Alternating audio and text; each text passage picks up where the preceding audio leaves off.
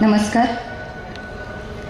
Padmashri doctor Vitthalrao Vikhe Patil स्मृती व्याख्यानमालेच्या 23व्या वर्षातील 4थ्या दिवशीचं पुष्प गुंफण्यासाठी आपल्यात उपस्थित सन्माननीय डॉक्टर संजय कळमकर, आजच्या कार्यक्रमाचे अध्यक्ष माननीय श्री अण्णासाहेब म्हस्के पाटील माजी मंत्री, आपल्या प्रेरणास्त्रोत माननीय सौ शालिनीताई विखे पाटील माजी अध्यक्षा जिल्हा परिषद अहमदनगर, उपस्थित मान्यवर, या सर्वांचे मी प्रवरा उद्योग समूह व शैक्षणिक संकुल यांच्या वतीने या ठिकाणी सहर्ष स्वागत करते आणि आजच्या व्याख्यात्यांचा परिचय करून देते. मराठी साहित्यात विनोदी कथाकथनासाठी व्यंकटेश माडगुळकर, दमा मिरासदार, पु ल देशपांडे, वपू काळे यांची नावं सुपरिचित आहेतच, पण शंकर पाटलांच्या नंतर अस्सल ग्रामीण बाज असलेल्या कथाकथनाचा वसा आणि वारसा चालवण्याचं काम डॉक्टर कळमकर करत आहेत.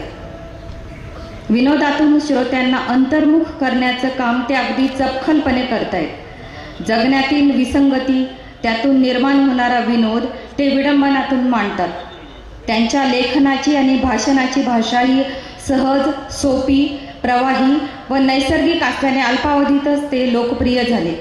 त्यांच्या राजकीय कोपरखळ्याही सर्वांना परिचित आहेतच. मात्र आज त्यांचा विषय थोडासा गंभीर आणि वैचारिक आहे. असे हे डॉक्टर कळमकर अहमदनगर जिल्ह्यातच जन्मले, वाढले आणि नोकरी करत असतानाच त्यांनी 9 कादंबऱ्या, 4 कथासंग्रह, एकांकिका, नाटकं, वृत्तपत्रातील सदरलेखन अशी भरीव लेखन कामगिरी केली आहे. त्यांच्या या कामगिरीला प्रतिष्ठित पुरस्काराने सन्मानितही करण्यात आले आहे. अनेक पुरस्कारांबरोबरच महाराष्ट्रातील प्रतिष्ठित समजला जाणारा पद्मश्री विखे पाटील साहित्य पुरस्कारानेही त्यांना गौरविण्यात आलं आहे. या स्मृती व्याख्यानमालेत अनेक मान्यवर वक्त्यांनी हे व्यासपीठ भूषविलेलं आहे. त्यात राम शेवाळकर, प्राचार्य शिवाजीराव भोसले यांचा मला आवर्जून उल्लेख करावासा वाटतो. प्राचार्य शिवाजीराव भोसले सरांचं याच व्यासपीठावर झालेलं स्वामी विवेकानंदांवरील व्याख्यान मला आजही आठवतं. सर, लवकरच स्वामी विवेकानंदांची जयंती आहे. 12 जानेवारीला जो युवा दिन म्हणून साजरा केला जातो. आज कळमकर सरही आपल्याला स्वामी विवेकानंद आणि आपण या विषयावर उद्बोधित करणार आहेत. मी पुनश्च एकदा सरांचे आणि आजच्या कार्यक्रमाचे अध्यक्ष माननीय श्री अण्णासाहेब म्हस्के पाटील, आपल्या प्रेरणास्त्रोत माननीय सौ शालिनीताई विखे पाटील आणि सर्व मान्यवरांचा प्रवरा संकुलाच्या वतीनं स्वागत करते आणि आजच्या कार्यक्रमाचे अध्यक्ष माननीय श्री अण्णासाहेब म्हस्के पाटील यांना विनंती करते की त्यांनी यथोचित सन्मान आजचे व्याख्याते डॉक्टर कळमकर सर यांचा करावा. धन्यवाद. प्रवरा परिवाराच्या वतीनं आजच्या व्याख्यात्यांचा सन्मान संपन्न होतो आहे.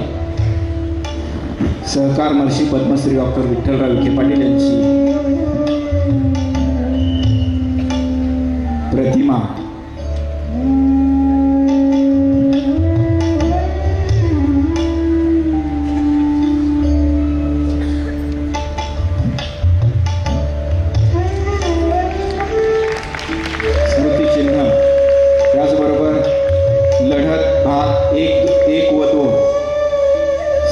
धुरी आणि देह वेचावा कारणी हे ग्रंथ देऊनही त्यांचा सन्मान या ठिकाणी होतो आहे. त्याचबरोबर साईंच्या समाधीवर जी पुष्प अर्पण केली जातात त्या निर्मल्यापासून तयार केलेल्या सुगंधित अगरबत्ती, धूप या निमित्तानं त्यांना या ठिकाणी सप्रेम भेट दिला जात आहे.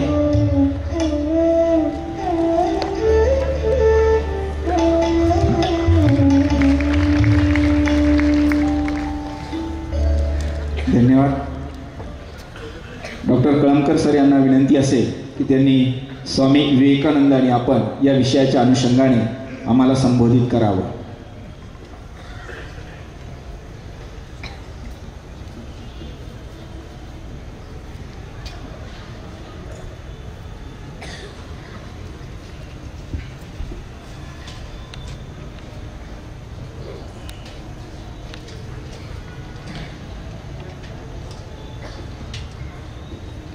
आजच्या या व्याख्यानमालेच्या चौथ्या सत्राला उपस्थित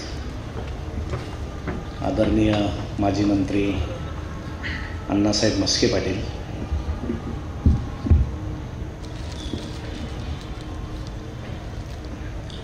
जिल्हा परिषद अध्यक्ष असल्यापासून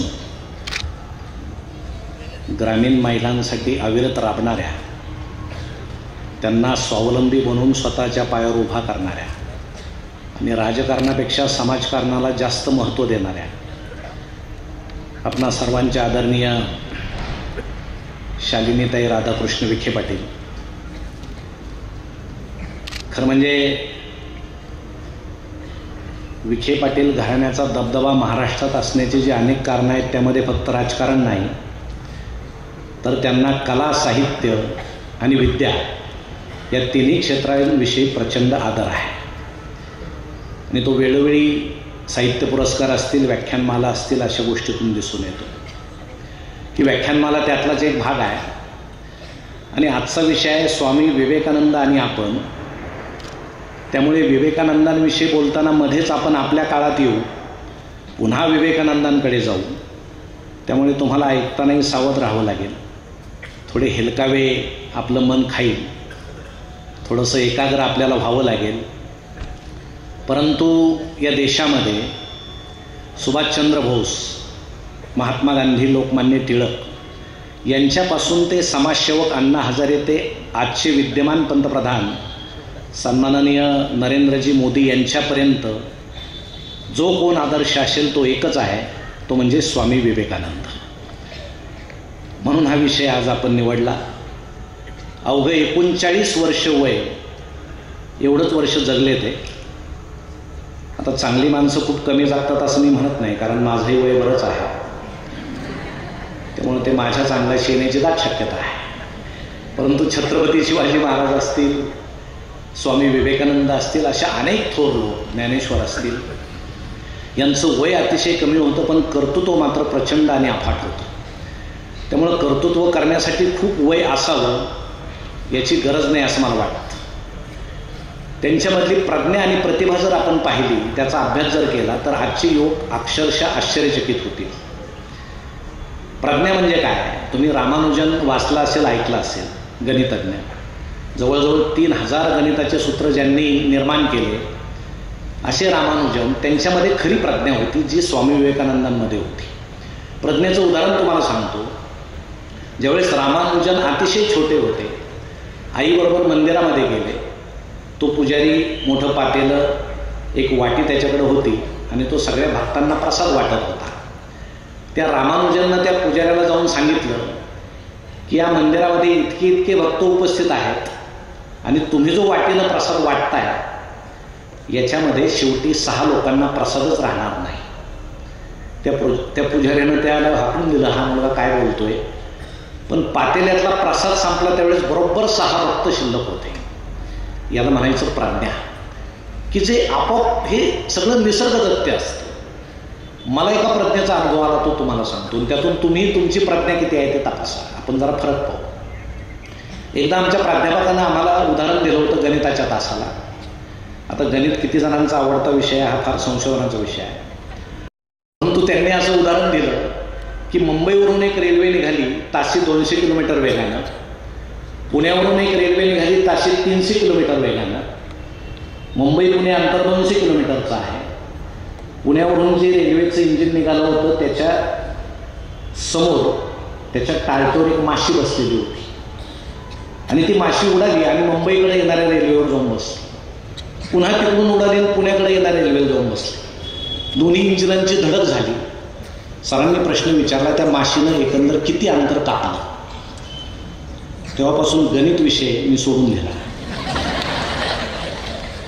त्याच वेळेस सरांनी आम्हाला सांगितलं की तुम्हाला किती प्रज्ञा आहे, प्रतिभेचा विषय तर नंतरच आहे. त्यामुळे असं गणित एखाद्याने केलं तर समजायचं त्याला प्रज्ञा आहे, ते निसर्गदत्त आहे. विवेकानंद असं मानणारे होते की आपण विचारामागं जाऊ. ते ठराविक विचारामागं गेले, हिंदू धर्माच्या विचारामागं गेले. म्हणजे फक्त हिंदू धर्माची भलावण त्यांनी केली नाही. आजचे विद्वान मात्र वेगळे आहेत. आपल्याला दोन्ही काळाचा सांगा साधायचा आहे. आज अनेक विद्वान आहेत, विद्वानांच्या व्याख्या वेगवेगळ्या आहेत. एकदा अशी गंमत झाली की एका विद्वानाच्या घरामध्ये एक मांजर होती. तुम्हाला माहीत आहे, आपल्या घरातील मांजर आपण किती दूर नेऊन सोडली तरी ती पुन्हा आपल्याच घरी येते. काय शास्त्र असेल ते मांजराला माहीत, किंवा मांजराचं संशोधन करणाऱ्या शास्त्रज्ञांना माहीत. परंतु ते विद्वानानं असं ठरवलं की ही विद्वानाची मांजर आहे, ही परत येणार नाही याची मी काळजी घेईल. त्यानं मांजर एका गोणपाटात घातली, वरून गोणपाट बांधलं करकचून. ते विद्वानाच्या घरासमोर भलं मोठं जंगल होतं. तो विद्वान त्या जंगलामध्ये तासभर फिरला मांजराला चुकवण्यासाठी. या झाडावरून तिकडे, तिकडून इकडे ओढा ओलांडला, परत आला. मांजर चुकली पाहिजे आणि त्यानं ती मांजर गोणपाटातून सोडून दिली. गंमत अशी झाली की त्या विद्वानाला त्याला स्वतःलाच त्याचं घर सापडेना. शेवटी तो त्या मांजरी मागे घरी आला. आजच्या विद्वानांची अशी परिस्थिती आहे की विचारामागं जाण्यापेक्षा विचार आपल्या मागे यावेत असं त्यांचं म्हणणं असतं, हे चुकीचं आहे. म्हणून स्वामी विवेकानंदांनी नेमकं काय केलं आणि त्यांचा आदर्श आपण कसा घेतला पाहिजे, अगदी तुमच्या आमच्यासारखं त्यांचं जीवन होतं. कलकत्त्यामध्ये कुटुंब होतं. वडिलांचं नाव विश्वनाथ बाबू, आईचं नाव भुवनेश्वरी. एकूण 10 भावंड होते आणि वकिलीचा व्यवसाय जोरात चालायचा. विश्वनाथ बाबू इतके छान वकील होते की भरपूर कमवायचे आणि नातलगांवर भरपूर उधळायचे. एकदा आईनं विवेकानंदांना सांगितलं, त्यांना समजून सांग, तू जर असं नातलगांवर सगळं उधळायला तुम्ही लागले तर आम्हाला काय राहणार. म्हणून त्या लहान नरेंद्रनं विचारलं एकदा वडिलांना की तुम्ही आपल्या सगळ्या नातलगांचे लाड करता, त्यांना अगदी दारू पिण्याला सुद्धा पैसे देता. विश्वनाथ बाबू म्हटले, दारू पिण्यानं जर त्याला आनंद होत असेल तर त्याला आनंद मिळू दे, मी आनंद द्यायला जन्माला आलेलो आहे. मग नरेंद्र म्हटले, आमचं काय, एवढी संपत्ती उधळल्यानंतर आमचं काय होणार. समोर आरसा होता. ते म्हटले, त्या आरशात बघ, तुला हे राजगंड रूप मी दिलेलं आहे, तुला बुद्धी मी दिलेली आहे, यावरच कर्तृत्व करून तू मोठं व्हायचं, माझ्या भरोश्यावर मोठं व्हायचं नाही. एका वडिलांनं त्यांना स्पष्ट सांगितलेलं आहे. आता परिस्थिती जरा उलट आहे. आजचा मुलगा जर असं म्हटला, बाबा तुम्ही आमच्यासाठी काय ठेवणार, आणि बाबा जर म्हटले काहीच ठेवणार नाही, तर ते बाबांचं शेवटचं वाक्य ठरण्याची जास्त शक्यता आहे. कारण काय होईल याचं काही सांगता येत नाही. परंतु ते आरशात पाहिल्यानंतर विवेकानंदांना, त्या नरेंद्रांना खात्री झाली की माझा जन्मसुद्धा स्वतःच्या शक्तीवर, सामर्थ्यावर काहीतरी करण्यासारखा आहे. त्यांचं कुटुंब अतिशय छान चाललेलं. कॉलेजमध्ये जायचे, सहलीला जायचे, मित्रांबरोबर मजा करायचे, प्रचंड हुशार होते, वाचनाची आवड होती. पण त्या काळात एक घटना अशी घडली की त्यांच्या वडिलांचा मृत्यू झाला हृदयविकारानं आणि त्या घराचे वासे फिरले, अत्यंत गरिबी. मग नातलगांनी त्या वाड्यावर हक्क सांगितला. त्यांचं घरसुद्धा त्यांच्या ताब्यात राहिलं नाही. 10 भावंडांचं कसं पोट भरायचं. त्या काळामध्ये 1000 रुपये महिन्याला भुवनेश्वरी खर्च करायच्या. आता फक्त 30 रुपये खर्च करण्याची वेळ आली आणि अत्यंत दारिद्र्यात हे कुटुंब गेलं. नरेंद्र कधी कधी भिक्षुकी करायचा आणि नरेंद्र असं सांगतो की त्यावेळेस आपल्या समाजामध्ये रोटी आंबून ठेवायची, म्हणजे अशा रोज भाकरी बनवत नव्हते, रोटी आंबवायची, 20-20 दिवस ती रोटी टिकायची, पण ती कडक व्हायची. मग एखाद्याकडे भिक्षुकी मागायला गेलं की तो त्या रोटीतला एक तुकडा तोडायचा आणि आम्हाला भिक्षा म्हणून द्यायचा. कधी कधी तो तुकडा जर भुकेनं तोंडात टाकला तर तो इतका कडक झालेला असायचा की टाळूला चिरा पाडायच्या, जीभ कापली जायची, तोंडातून रक्त यायचं. म्हणून मी नदीतलं पाणी त्या तुकड्यावर टाकायचो, त्याचा लगदा करायचो आणि ते गिळून घ्यायचो.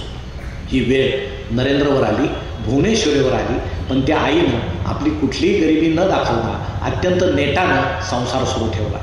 एके दिवशी कॉलेजमध्ये बसलेला असताना प्राचार्य हेष्टी, ऑफ पिरियड होता, आणि प्राचार्य हेष्टी नावाचे प्राचार्य त्यांना शिकवायला लागले.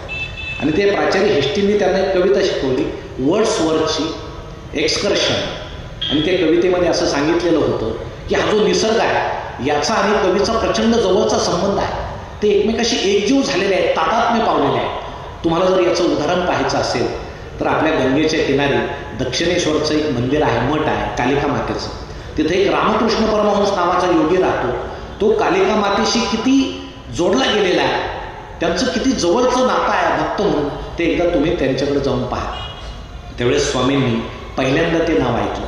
पण स्वामींना त्यावेळेस एक प्रश्न कायम पडायचा आणि ते प्रत्येक प्राध्यापकाला तो प्रश्न विचारायचे, देव आहे का. कुणी सर भेटले की त्यांचा प्रश्न देव आहे का. घरी विचारायचे देव आहे का, रस्त्यावर दिसले की विचारायचे देव आहे का. मग कॉलेजमध्ये ते दिसले की प्राध्यापक रस्ता बदलायला लागले. कारण उत्तर काय द्यायचं, देव आहे का या प्रश्नाला उत्तर काय द्यायचं. पण हा प्रश्न विवेकानंद विचारतच राहिले. तुमच्या मनात असे काही प्रश्न येतात का, जसे विवेकानंदांच्या मनात आले. आणि आपल्या वेळेस असे प्रश्न ज्यावेळेस येतात त्यावेळेस आपण योग्य दिशेला चाललेलो आहोत याची आपण खात्री बाळगली पाहिजे. आपल्याला प्रश्न पडलेच पाहिजे. प्रश्न पडल्याशिवाय आपली बुद्धी, आपली प्रतिभा सामर्थ्यशाली होणार नाही. सहज साधे प्रश्न आहेत, सरळ प्रश्न आहेत. राम लक्ष्मण सीता वनवासाला गेले.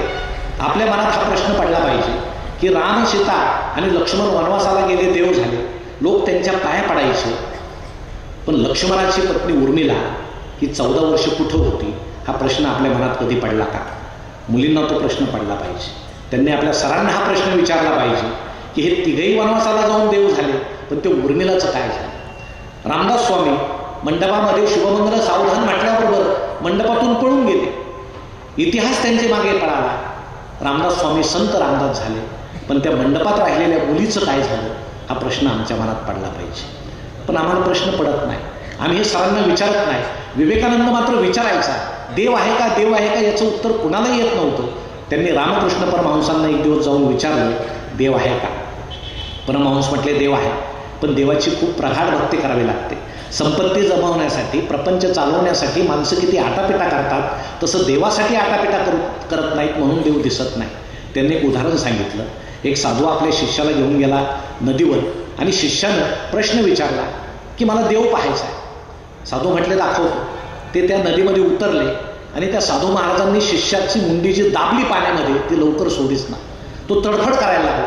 शेवटी उसळून वर आला आणि म्हटला, गुरुदेव हे काय करता? मी आता मेलो असतो. म्हणे, का मेला असता? म्हणे, मला हवेची गरज होती, ऑक्सिजनची गरज होती, मी आज दबलो गेलो होतो. तो साधू त्या शिष्याला असं म्हटला, तुला जशी हवेची गरज वाटायला लागली तशी तुला देवाची गरज ज्यावेळेस वाटेल त्यावेळेस तुला देव दिसेल. देव असा दिसतो की गरज निर्माण झाली पाहिजे.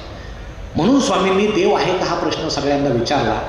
आणि मित्रांनो, विचार करा, तुमच्यासारखा एक तरुण मुलगा 125 वर्षापूर्वी त्यानं एक भाकीत केलेलं होतं.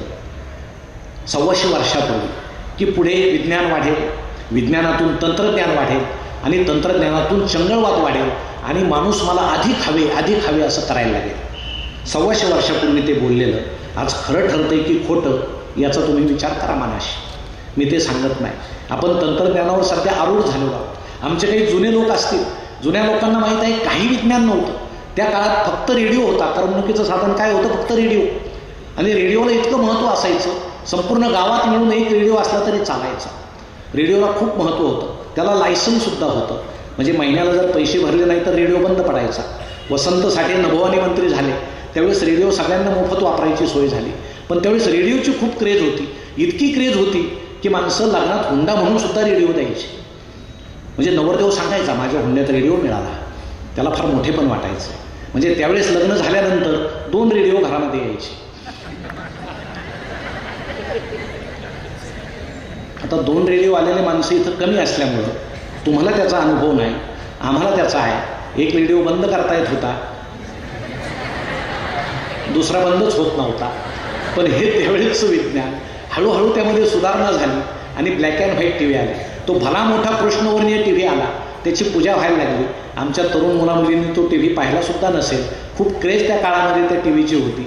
लोकांनी त्याला हार घातला, त्याच्यासमोर नारळ फोडला, वर स्लॅपवर एक अँटेना असायचा, त्याच्या शेजारी एक बांबू ठेवलेला असायचा. आणि त्यावेळेस एकच चॅनल होता सह्याद्री नावाचा. त्यात एक बाई बातम्या द्यायच्या. आनंदाची बातमी त्याच चेहऱ्यानं द्यायच्या, दुःखाची बातमी तशाच चेहऱ्यानं द्यायच्या, कारण त्यांचा चेहरा सरकारी होता. त्यामुळे तो फारसा हलत नसायचा. टी व्ही मात्र हलायचा. त्यामध्ये लाटा यायच्या, वारं उसळल्यासारखा चेहरा हलायचा, मध्ये मध्ये मुंग्या यायच्या. बाई सांगायच्या आज हवामान शांत राहील, तरी त्या हलायच्या. मग लोकांना वाटायचं याच हलतायत, हवामान कशाचं शांत राहील. मग रामायण महाभारत मालिका त्यावेळेस असायच्या. मग रामायण महाभारत मालिका असली की सगळं घर त्या टी व्ही समोर बसायचं. हळूहळू हे विज्ञान तंत्रज्ञान वाढत गेलं आणि ते टी व्ही हल्ला किती दुरुस्त करायला एक जण वर स्लॅबवर त्या मालदावर बांबू घेऊन उभा असायचा, एक जण दरवाजात उभा असायचा. रामायण मालिका सुरू झाली आणि टी व्ही हलायला लागला. त्यात मुंगे आले की आतले ओरडायचे, त्याला सांग डावीकडे फिरव. मग दारातला त्याला मोठ्यानं सांगायचा डावीकडे फिरवत राहा. ते बिचारा आपलं बांबूनं फिरवत राहायचं. चित्र स्थिर व्हायचं, परंतु तोपर्यंत मालिका संपलेली असायची. मग वरचा सांगायचा पुढचा एपिसोड मी पाहणार, तू वर मालदावर व्हायचं. म्हणजे सलग एपिसोड सुद्धा पाहता येत नव्हता. टी व्ही जरी कृष्णवर्णी असला तरी त्यावेळेस मिळणारा आनंद मात्र रंगीत होता. आता जरी रंगीत टी व्ही असले तरी मिळणारा आनंद कसा आहे हे तुम्ही तुमच्या मनाला विचारा. नंतर प्रचंड विज्ञान वाढत गेलं, तंत्रज्ञान वाढत गेलं. काल परवा मी एक बातमी वाचली, आता टी व्हीचं एक नवीन मॉडेल येतंय, रिमोटची गरज नाही, पाहणाऱ्यानं डोळे मिटले की ते आपोआप बंद होणार. आता शंका आहे काय, पाहणाऱ्यानं जर कायमचे डोळे मिटले तर त्या मॉडेलचं काय करायचं? ते त्याच्याबरोबरच पाठवायचं की परत सुरू होण्याची काही सोय आहे? पण असेल आता तंत्रज्ञान सुधारलेलं आहे आणि हे सगळं कमी होतं म्हणून की काय, आता मोबाईल निघाले. मोबाईल कशासाठी निघाले? शास्त्रज्ञांना असं वाटलं लोकांनी पटकन कामं उरकून घ्यावेत आणि बाकीचा वेळ आपल्या चांगल्या कामाला द्यावा.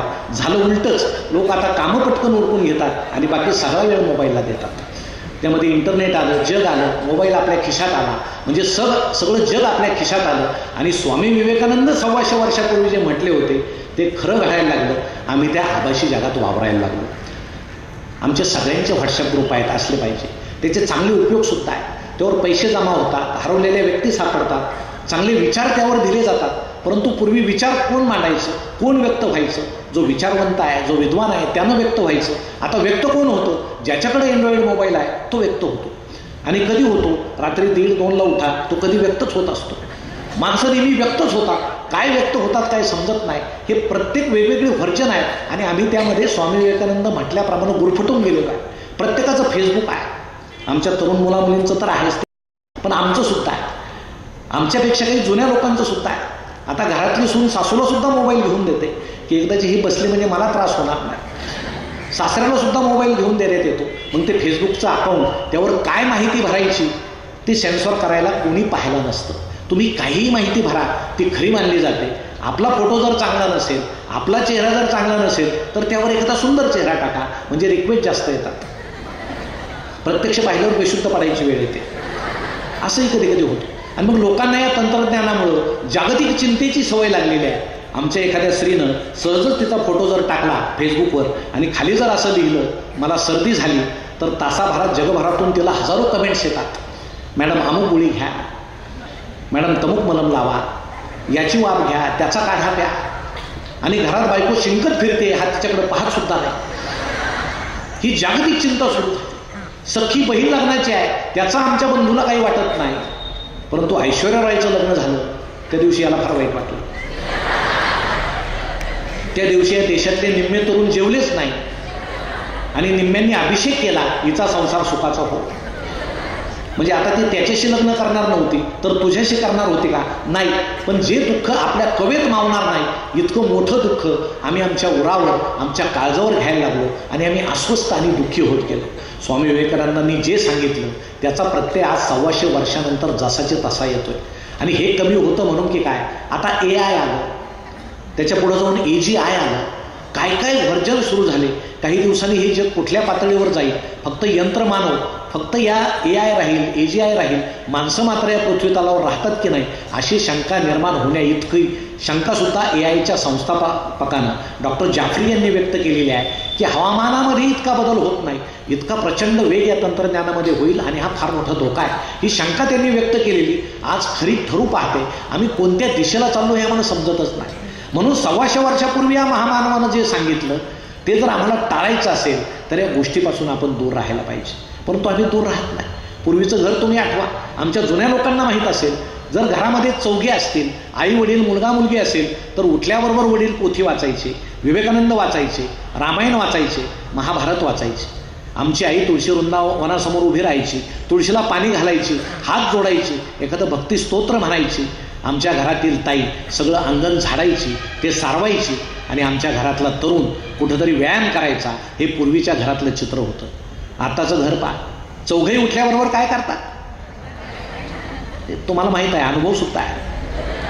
आधी मोबाईल हातात घेतात, बाकी सगळं संपलेलं आहे. मग रात्रीतून गावातला कोणीतरी गेलेला असतो, त्याचा फोटो आलेला असतो, भावपूर्ण श्रद्धांजली. मग पहाटे उठल्याबरोबर पहिलं काम ते करायचं, भावपूर्ण श्रद्धांजली, 3-4 फुलं टाकून द्यायची. फुकटच आहेत, 9-10 टाका, काय फरक पडत नाही. लगेच खाली एखाद्याच्या वाढदिवसाचा फोटो येतो गावातल्या, त्याला तेच फुलं टाकून द्यायची. म्हणजे आला तरी तेच, गेला तरी तेच. आमच्या भावना राहिल्या नाही, आम्ही संवेदना शून्य होत गेलो.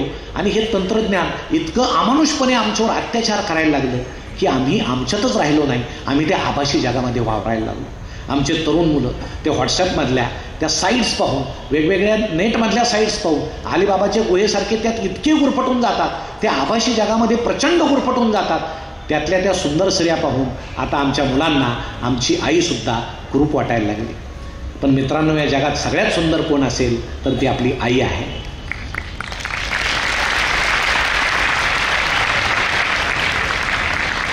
आई इतकं या जगात दुसरं सुंदर कोणी नाही. अनुकरण करतात, आदर्श मानतात. आम्ही कुणाला आदर्श मानावं? आम्ही स्वामी विवेकानंदांना आदर्श मानावं. छत्रपतींना आदर्श मानणारे अनेक तरुण आहेत. राजे शिवरायांना आम्ही आदर्श मानतो, त्यात चूक काहीच नाही. मी अनेक कॉलेजमध्ये पाहतो, असे छान दाढ्या वाढवलेल्या असतात, शिवरायांसारखे मुलं दिसतात, परंतु कट्ट्यावर बसलेले असतात. पाठीवर शिवाजी आहे, पोटावर शिवाजी असतील, परंतु छत्रपती पाठीवर आणि पोटाच्या बनेंवर नसतात. ते मनगटात असतात, मेंदूत असतात, हृदयात असतात. खरे महाराज तिथे असतात. तुम्ही जर शिवरायांसारखे दिसत असाल तर कॉलेजमधल्या तरुण मुलीला वाटलं पाहिजे की तो मुलगा माझी छेड काढतो, हे शिवराय माझ्या मदतीला येतील. पण शिवरायात जर छेड काढायला लागले तर आमच्या भगिनींनी पाहायचं कुठं, हा फार मोठा प्रश्न आहे. म्हणून आम्ही जे जे अनुकरण करतो, स्वामी विवेकानंदांसारखे कपडे पाश्चिमात्य तरुण वापरायचे, पायघोळ लुंगी घालायचे, भगवी अंगरखा घालायचे, फेटा बांधायचे, कारण त्यांना आकर्षण होतं. या तरुणामध्ये काहीतरी आहे, याचा वेश आपण घालून पाहू. कारण मोठ्या लोकांचं अनुकरण आम्ही करतो, त्यांना आदर्श आम्ही मानतो. म्हणून आम्ही आदर्श कुणाला मानायचं? पहिला आदर्श तर आमची आई आहे, कारण ती जगात तिची इतकी सुंदर स्त्री नाही. तिनं आम्हाला जन्म दिलेला आहे. आमचे अनेक तरुण, त्यांना वाटतं की त्या नटाकडे पाहून आपण 6 पॅक मिळवले पाहिजे. मिळवायला पाहिजे, त्यात वाईट काहीच नाही. आपला व्यायाम झाला पाहिजे, आपलं शरीर सदृढ झालं पाहिजे. विवेकानंद सुद्धा तेच सांगायचे की तुम्ही काही पोथ्या वाचण्यापेक्षा फुटबॉल खेळा.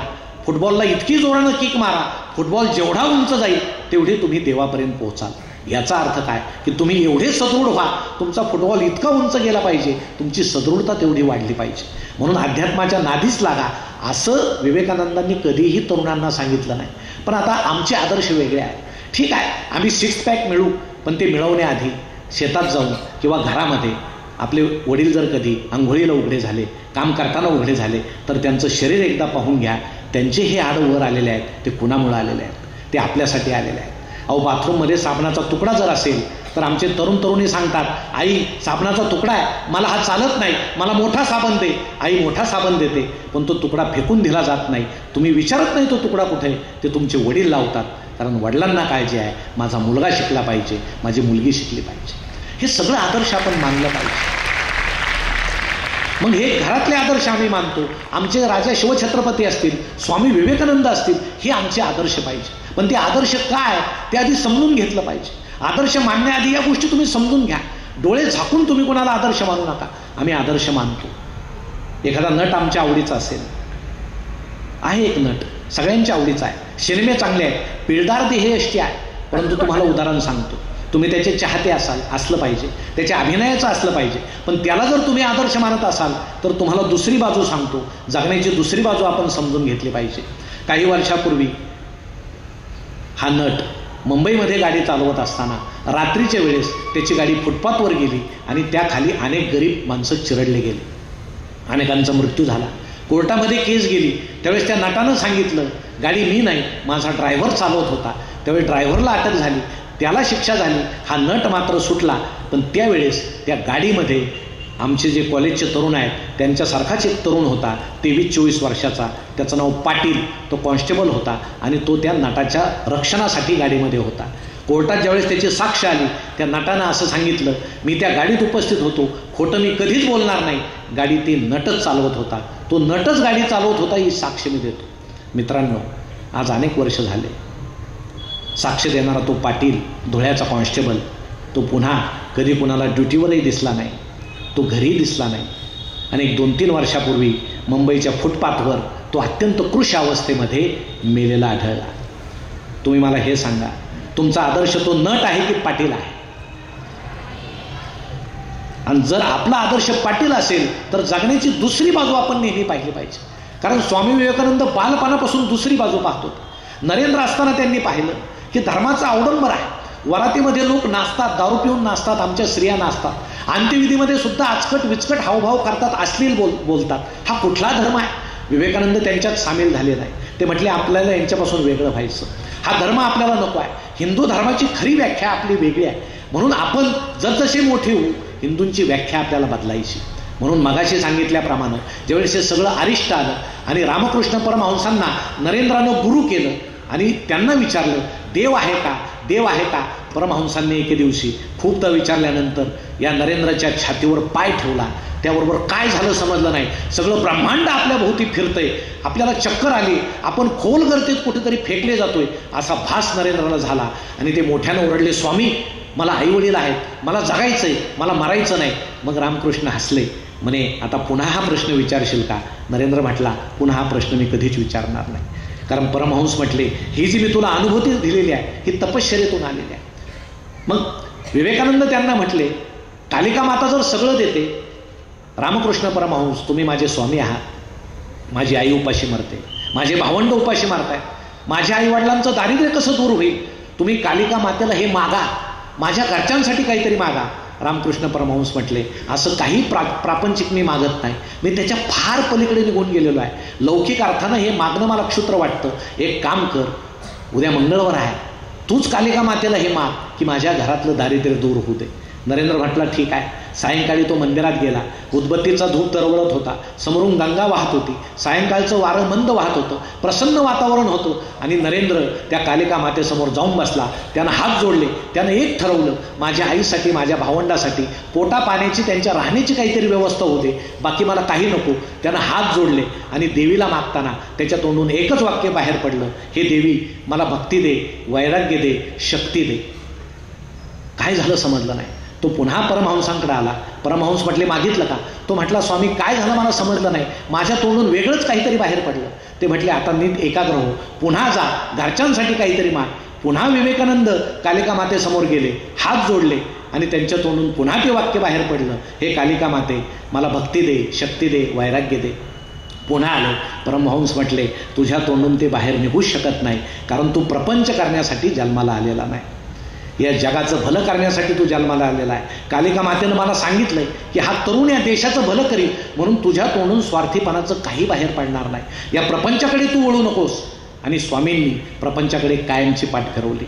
नाही तर आपण प्रपंच करणाऱ्यामध्ये सुद्धा प्रतिभा असते नाही कुणी सांगितलं, आपल्यात सुद्धा बुद्धिमत्ता असते, पण आपण ती संसारामध्ये वापरतो. फार गमती आहे. आम्ही प्रपंच करण्यासाठी ती गोष्ट वापरतो. विवेकानंदांनी इतके हुशार माणसं नाहीत असे नाही, पण प्रपंचात पडली की मग तिथं वेगळी बुद्धिमत्ता सुरू होते. एक पत्नी ज्यावेळेस गावाला गेली आणि तिनं पतीला जरा शंका होती. पतीला ती फोन करून विचारायची कुठं आहात. तो म्हणायचं मी घरी आहे. मग ती म्हणायची मिक्सर सुरू करून दाखवा. मग हा लगेच मिक्सर सुरू करायचं. मग त्याचा आवाज आला की पत्नीला ओळखू यायचं, अरे आपल्या हा घरातलाच मिक्सर आहे, म्हणजे हे घरीच आहे.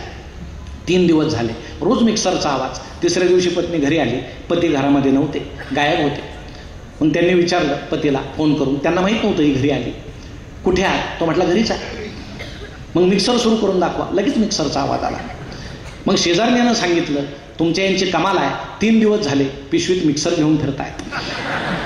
किती प्रतिभा आहे, पण ती प्रपंचासाठी वापरली. स्वामींनी ही प्रतिभा प्रपंचासाठी वापरली नाही, त्यांचं लग्न होणार नाही असं रामकृष्ण परमहंसांनी सांगितलं की बाबा लौकिक अर्थानं तुझा जन्म प्रपंच करण्यासाठी झालेला नाही. मग स्वामी रामकृष्ण परमहंसांची भक्ती करत राहिले. अनेक शिष्य जोडले गेले. काही दिवसांनी रामकृष्ण परमहंसांना घशाचा कॅन्सर झाला. खूप सेवा विवेकानंदांनी त्यांची केली. त्यांचं थुंकी पात्र उचलून ते बाहेर टाकण्यापर्यंत सगळ्या गोष्टी त्यांनी केल्या. आपल्या गुरुची सेवा केली. रामकृष्ण परमहंस गेले. जाताना त्यांनी एक सांगितलं, हे सगळे शिष्य मी तुझ्या हवाली करून जातोय, जप. आणि त्या वराहनगर मठामध्ये रामकृष्ण परमहंस गेल्यानंतर बाकीचे शिष्य, श्रीमंत घरचे मुलं सुद्धा संन्याशी होऊन नरेंद्राबरोबर राहू लागले. घरचे ओरडायला लागले. ते यायचे, तुम्हाला हे काय सुचलंय, कशासाठी संन्याशी होता. बाकीचे मित्रही विचारायचे नरेंद्रला, अरे आपण देवासाठी एवढं करतोय, देव आहे कुठं, देव दिसणार कधी. नरेंद्र म्हटला शांतपणे एकाग्रपणे देवाची तपश्चर्या करा, समाधीत जा, घराकडे पाठ फिरवा, प्रपंचाकडे पाठ फिरवा, आपल्याला देव दिसेल. नुसता देव दिसणार नाही, या देशाचं कल्याण करण्यासाठी देव आपल्याला बुद्धी देईल. आणि मग वराहनगर मठ सोडल्यानंतर स्वामींनी ठरवलं खेड्यापाड्यात जायचं, आपला देश पाहायचा. उत्तरेकडून दक्षिणेकडे ते निघाले. आणि त्याच वेळेस अमेरिकेमध्ये एक वेगळी घटना घडत होती. 400 वर्ष पूर्ण झाले कोलंबसला अमेरिकेच्या भूमीवर पाय ठेवून. म्हणून त्या दिवशी अमेरिकेचा शोध लागलेचा वाढदिवस त्या वर्षी अमेरिकेनं साजरा करायचा ठरवलं, त्या समाजानं, त्या सरकारनं. मग त्यांनी असं ठरवलं की खूप मोठं औद्योगिक प्रशिक्षण या ठिकाणी भरवायचं आणि त्याची जाहिरात अशी केली की औद्योगिक प्रशिक्षण जर पाहायचं असेल तर 2 महिने तरी तुम्ही वेळ काढा, इथे या आणि औद्योगिक प्रशिक्षण पाहून जा. तुम्ही एकदा हे पाहिलं, मन लावून पाहिलं की तुम्हाला पुन्हा कुठल्याही शाळा कॉलेजमध्ये जाण्याची गरज पडणार नाही, कारण अश्मयुगापासून मानवाची प्रगती कशी झाली असं आम्ही या औद्योगिक प्रशिक्षणामध्ये दाखवणार आहोत. त्या ठिकाणी 13 परिसंवाद ठेवायचे ठरले. त्यामध्ये शिक्षण, कायदा, कला, बालमजुरी, स्त्रियांचे प्रश्न असे वेगवेगळे विषयावर 13 परिसंवाद ठरले. आणि बॉनी नावाचा, चार्ल्स कार्लस बॉनी नावाचा एक विचारवंत असं म्हटला, यामध्ये आपण धर्मपरिषद ठेवू. अमेरिकेचे ख्रिश्चन लोक म्हटले धर्मपरिषद ठेवायची नाही, या जगामध्ये सगळ्यात श्रेष्ठ धर्म कुठला असेल तर तो ख्रिश्चन आहे. आपल्या भूमीवर बोलून बाकीच्या धर्माचं गुणगान कशाला गायचं. परंतु बॉनीनं त्यांना पटवून दिलं बाकीच्या धर्माला इथं येऊ द्या. या जगामध्ये सगळ्या धर्माचा उदय हा मानवाच्या कल्याणासाठी झालेला आहे आणि सगळ्यात जास्त रक्तपात हा धर्मामुळेच झालेला आहे. सगळ्या धर्माला, प्रमुख धर्मांना, पंथांना इथं येऊ द्या, त्यांना त्यांचं बेसिक सांगू द्या, त्यांचं सूत्र सांगू द्या. या जगामध्ये जे संकट येत आहेत, प्रश्न उद्भवत आहेत, हे सोडवण्यासाठी तुमचा धर्म काय करतो हे त्या धर्मपंडितांना सांगू द्या. आपण इथं धर्मपरिषद घेऊ. त्यानं त्यांच्या सगळं गळे उतरवलं. 3 वर्ष बॉनी त्या धर्मपरिषदेची, त्या औद्योगिक प्रशिक्षणाची तयारी करत होता. 3 वर्ष. त्या ठिकाणी मिशिगन नावाचं एक सरोवर होतं, त्याच्या काठी जवळजवळ 600 एकर जमीन झुडपं वगैरे कापून दलदल नीट करून त्या ठिकाणी स्वच्छ करण्यात आली. 67 इमारती उभारण्यात आल्या की ज्याला अनेक मजले होते. रात्रंदिवस 17,000 मजूर राबत होते काम करताना. त्यातले 700 जखमी झाले, 18चा काय मृत्यू झाला. परंतु इतकी जोरात त्या प्रशिक्षणाची तयारी सुरू होती. मग 3 वर्ष त्या बॉनीनं सगळ्या देशामध्ये पत्र पाठवले.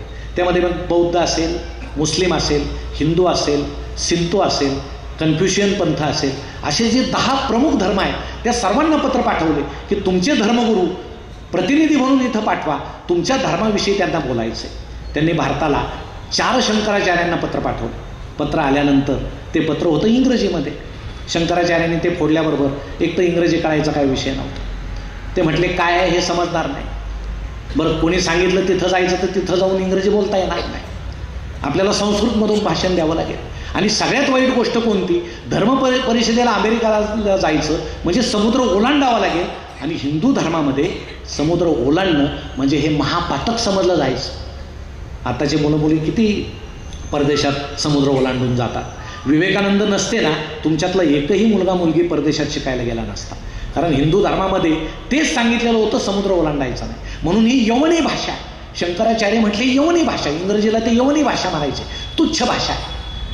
मला वाटतं आपण इंग्रजीला जर तुच्छ भाषाच समजत असतो तर आज काही खरं नव्हतं. आज आमच्या अनेक तरुणी इंग्रजीमध्ये बोलतात, याचा आनंद आहे. आता इंग्रजी खूप चांगली व्हायला लागली. आमच्या काळात तो विषय नव्हता, पण उच्चार तर त्यांच्यासारखे येणार नाही. मराठीला विसरता कामा नाही. जगाचे दरवाजे जर उघडायचे असतील तर इंग्रजी आलं पाहिजे. पण आमचा मुलगा त्या पद्धतीचा जर असेल तर त्याला इंग्रजी त्या पद्धतीनं चांगलं शिकवलं पाहिजे. जसं शंकराचार्य त्याला यवनी भाषा म्हणत होते तशी भाषा म्हणण्यात आज मजा नाही, कारण जगाचे दरवाजे इंग्रजीने उघडणार आहेत. परंतु इंग्रजी किती शिकावं आणि किती शिकवावं त्या निमित्तानं त्याखाली मराठी दबली जावी असं आपल्या समाजात सुरू झालेलं आहे. ते सुद्धा धोक्याचं आहे. इंग्रजीला किती आग्रह असतात, पालक प्रचंड आग्रही असतात. एका वडिलांनी ज्यावेळेस आपल्या मुलाला एका शिक्षकाकडे नेलं आणि म्हटले सर याच्या उच्चाराकडे जरा लक्ष द्या, याचं इंग्रजी खूप अस्खलित करायचं माझ्या डोक्यात आहे. सर म्हटले ठीक आहे. मग पहिल्या दिवशी सरांनी त्याला पिरियडला उभा केला आणि त्या मुलाला त्यांनी विचारलं आपण तुझे उच्चार आता चांगले करू, तू म्हण इलेक्ट्रिसिटी. मुलगा म्हटला इलेक्ट्रिसिटी. सर म्हटले तुझे वडील म्हटलेच होते तुझे उच्चार चुकीचे आहे, इलेक्ट्रिसिटी नाही इलेक्ट्रिसिटी. सर म्हणायचे इलेक्ट्रिसिटी, हा म्हणायचं इलेक्ट्रिसिटी. तासभर हाच खेळ सुरू होता. तास संपल्यावर सर त्याच्या नादानं इलेक्ट्रिसिटी म्हणायला लागली. संध्याकाळी त्याचे वडील भेटले. म्हणे तुमच्या मुलाचं काय खरं नाही. म्हणे काय झालं, त्याचे उच्चार सुधारतील असं मला वाटत नाही. म्हणे झालं काय सर. म्हणे तो इलेक्ट्रिसिटीला इलेक्ट्रिसिटीच म्हणतो, अजून त्याला नीट म्हणता येत नाही. वडील म्हटले जाऊ द्या सर, माफ करा त्याला, त्याच्या बुद्धीची कॅपॅसिटीच तेवढी आहे. सरांना धक्काच बसला. मुलगा इलेक्ट्रिसिटीला इलेक्ट्रिसिटी म्हणतो, त्याचे वडील कॅपॅसिटीला कॅपॅसिटी म्हणतात. म्हणजे यांच्या घरात टीटीचे इंजेक्शन जास्त दिलेले दिसतात. दुसऱ्या दिवशी सर शाळेमध्ये निघाले.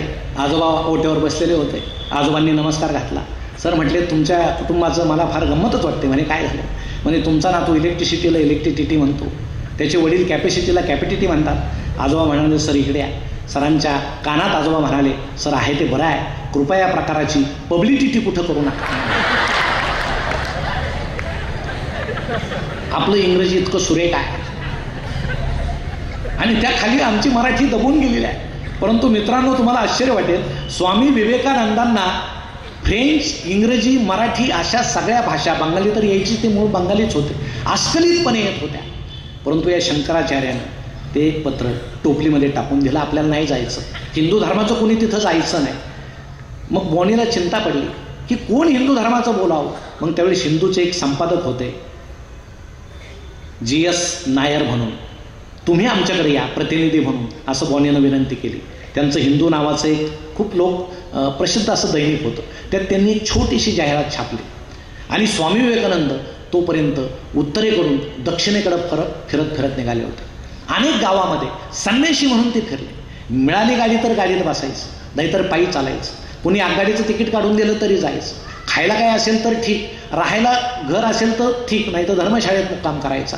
जे असेल ते संन्याशी म्हणून आपण शाकाहार, मांसाहार जे दिलं जाईल त्यानं पोट भरायचं. कारण आपल्याला संन्याशी व्हायचं आहे ते भारतातली गरिबी दूर करण्यासाठी. अनेक झोपड्यांमध्ये ते गेले, गरिबी त्यांनी पाहिली, त्यांचं हृदय द्रवलं. अनेक ठिकाणी हा स्वामी तेजपुंज आहे, अनेक भाषा बोलतो, विद्वान आहे, म्हणून अनेक संस्थानिकांनी त्यांना स्वतःकडे बोलणं पाठवलं की आमच्याकडे या. आणि खेत्रीचे महाराज होते अजित सिंग, ते स्वामींचे शिष्य झाले. स्वामींनी त्यांना काय सांगितलं, तुम्ही गच्चीवर दुर्बीण बसवा. हे जे सगळे लोक आपले समाज विस्कळीत आहे याचं कारण हे अज्ञानी आहे, यांना विज्ञान देऊन आपण शिक्षित केलं पाहिजे, तर आपला समाज चांगला होईल. या दुर्बिणीतून तुम्ही खगोलशास्त्र पहा. हे सगळं प्रसार करत करत स्वामी दक्षिणेला गेले, कन्याकुमारीला. कन्याकुमारीच्या मंदिरामध्ये क्षणभर डोळे मिटून बसले. त्यांच्या डोळ्यात पाणी तरळलं की मी कन्याकुमारीला आलोय ते सगळ्या भारताचं दुर्दैव, कमनशीबपणा, दारिद्र्य पाहून आलोय. हे कसं दूर करायचं?